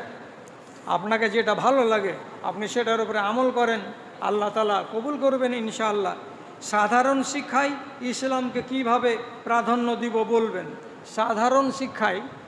সাধারণ শিক্ষায় ইসলামকে প্রাধান্য দিব কিভাবে, এটা দেওয়ার ক্ষমতা আপনার নাই। কেন নাই? যেহেতু আমাদের দেশে যেগুলো সিলেবাস আছে, এই সিলেবাসগুলোকে যারা লিখে তারা 100% গায়ের মুসলিম। আর গায়ের মুসলিমেরা আপনার জন্য বই লিখবে তো ইসলামী ধাঁচে লিখবে, তা লিখবে না। ওরা তো লিখবে ওদের নিজের ধাঁচে। কীরকম? যেমন একটা অঙ্ক আছে কি, গোপালবাবু 100 টাকা করে টাকা দেন, তার বিনিময়ে উনি মাস অন্তর 1 টাকা 20 পয়সা সুদ নেন। তাহলে গোপালবাবু 100টা টাকা দিয়ে সুরেশ বাবুর কাছ থেকে বছরের মাথায় কত টাকা সুদ পাবে? তাহলে ইয়ার অঙ্ক কিসের? সুদের। তাহলে আমাকে অঙ্ক শিখাচ্ছে আমার সিলেবাসে সুদের অঙ্ক করা, এখানে ইসলামী ধাঁচ পাওয়া যাবে? যাবে না। আমার প্রাইমারিতে যেগুলো কিতাব দিয়েছে তো ওতে কী দেওয়া আছে? ক খ গ ঘ যাই মাঠে সারাদিন ধান কাটে, আছে কি না? কেন করো? শীত লাগে, গাম ধরো। এলে বই লেখা নাই? 1 ক্লাসের বইয়ে লেখা আছে। এগুলো কি আমাদের করা? আমাদের করা নয়। আর প্রাইমারিতে ওটাই বই চলবে, আমার বই তো চলবে না।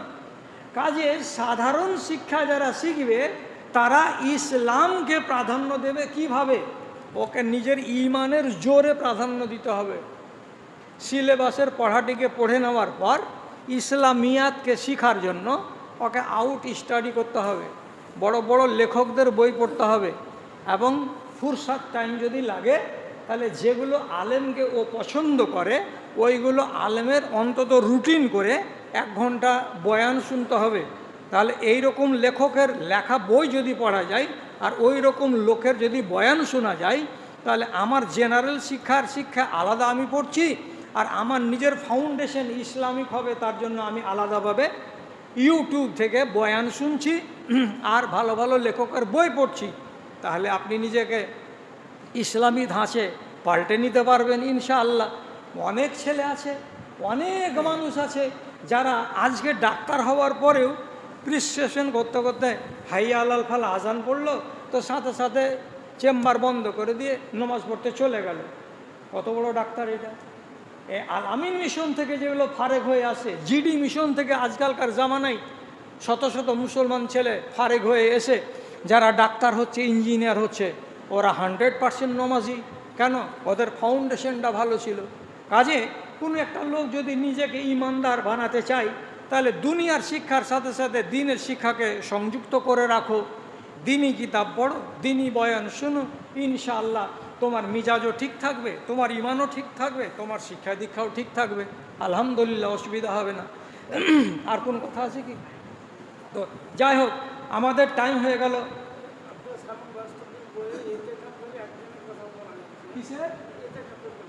একদিন কেউ একদিনও করতে পারে। আচ্ছা, তাহলে এবার শেষ করি। আর প্রসঙ্গটা যখন চলেই এসেছে তখন একটা বেয়াদবি করে দিচ্ছি। আল্লাহ তুমি আমাকে মাপ দিও, এটা বেয়াদবির, আর আমার ভাইয়েরাও যেন আমাকে মাপ দেয়। আমি উর্দু ভাষাতে 4টা বই লিখেছি আর বাংলা ভাষাতে 54খানা বই লিখেছি। তো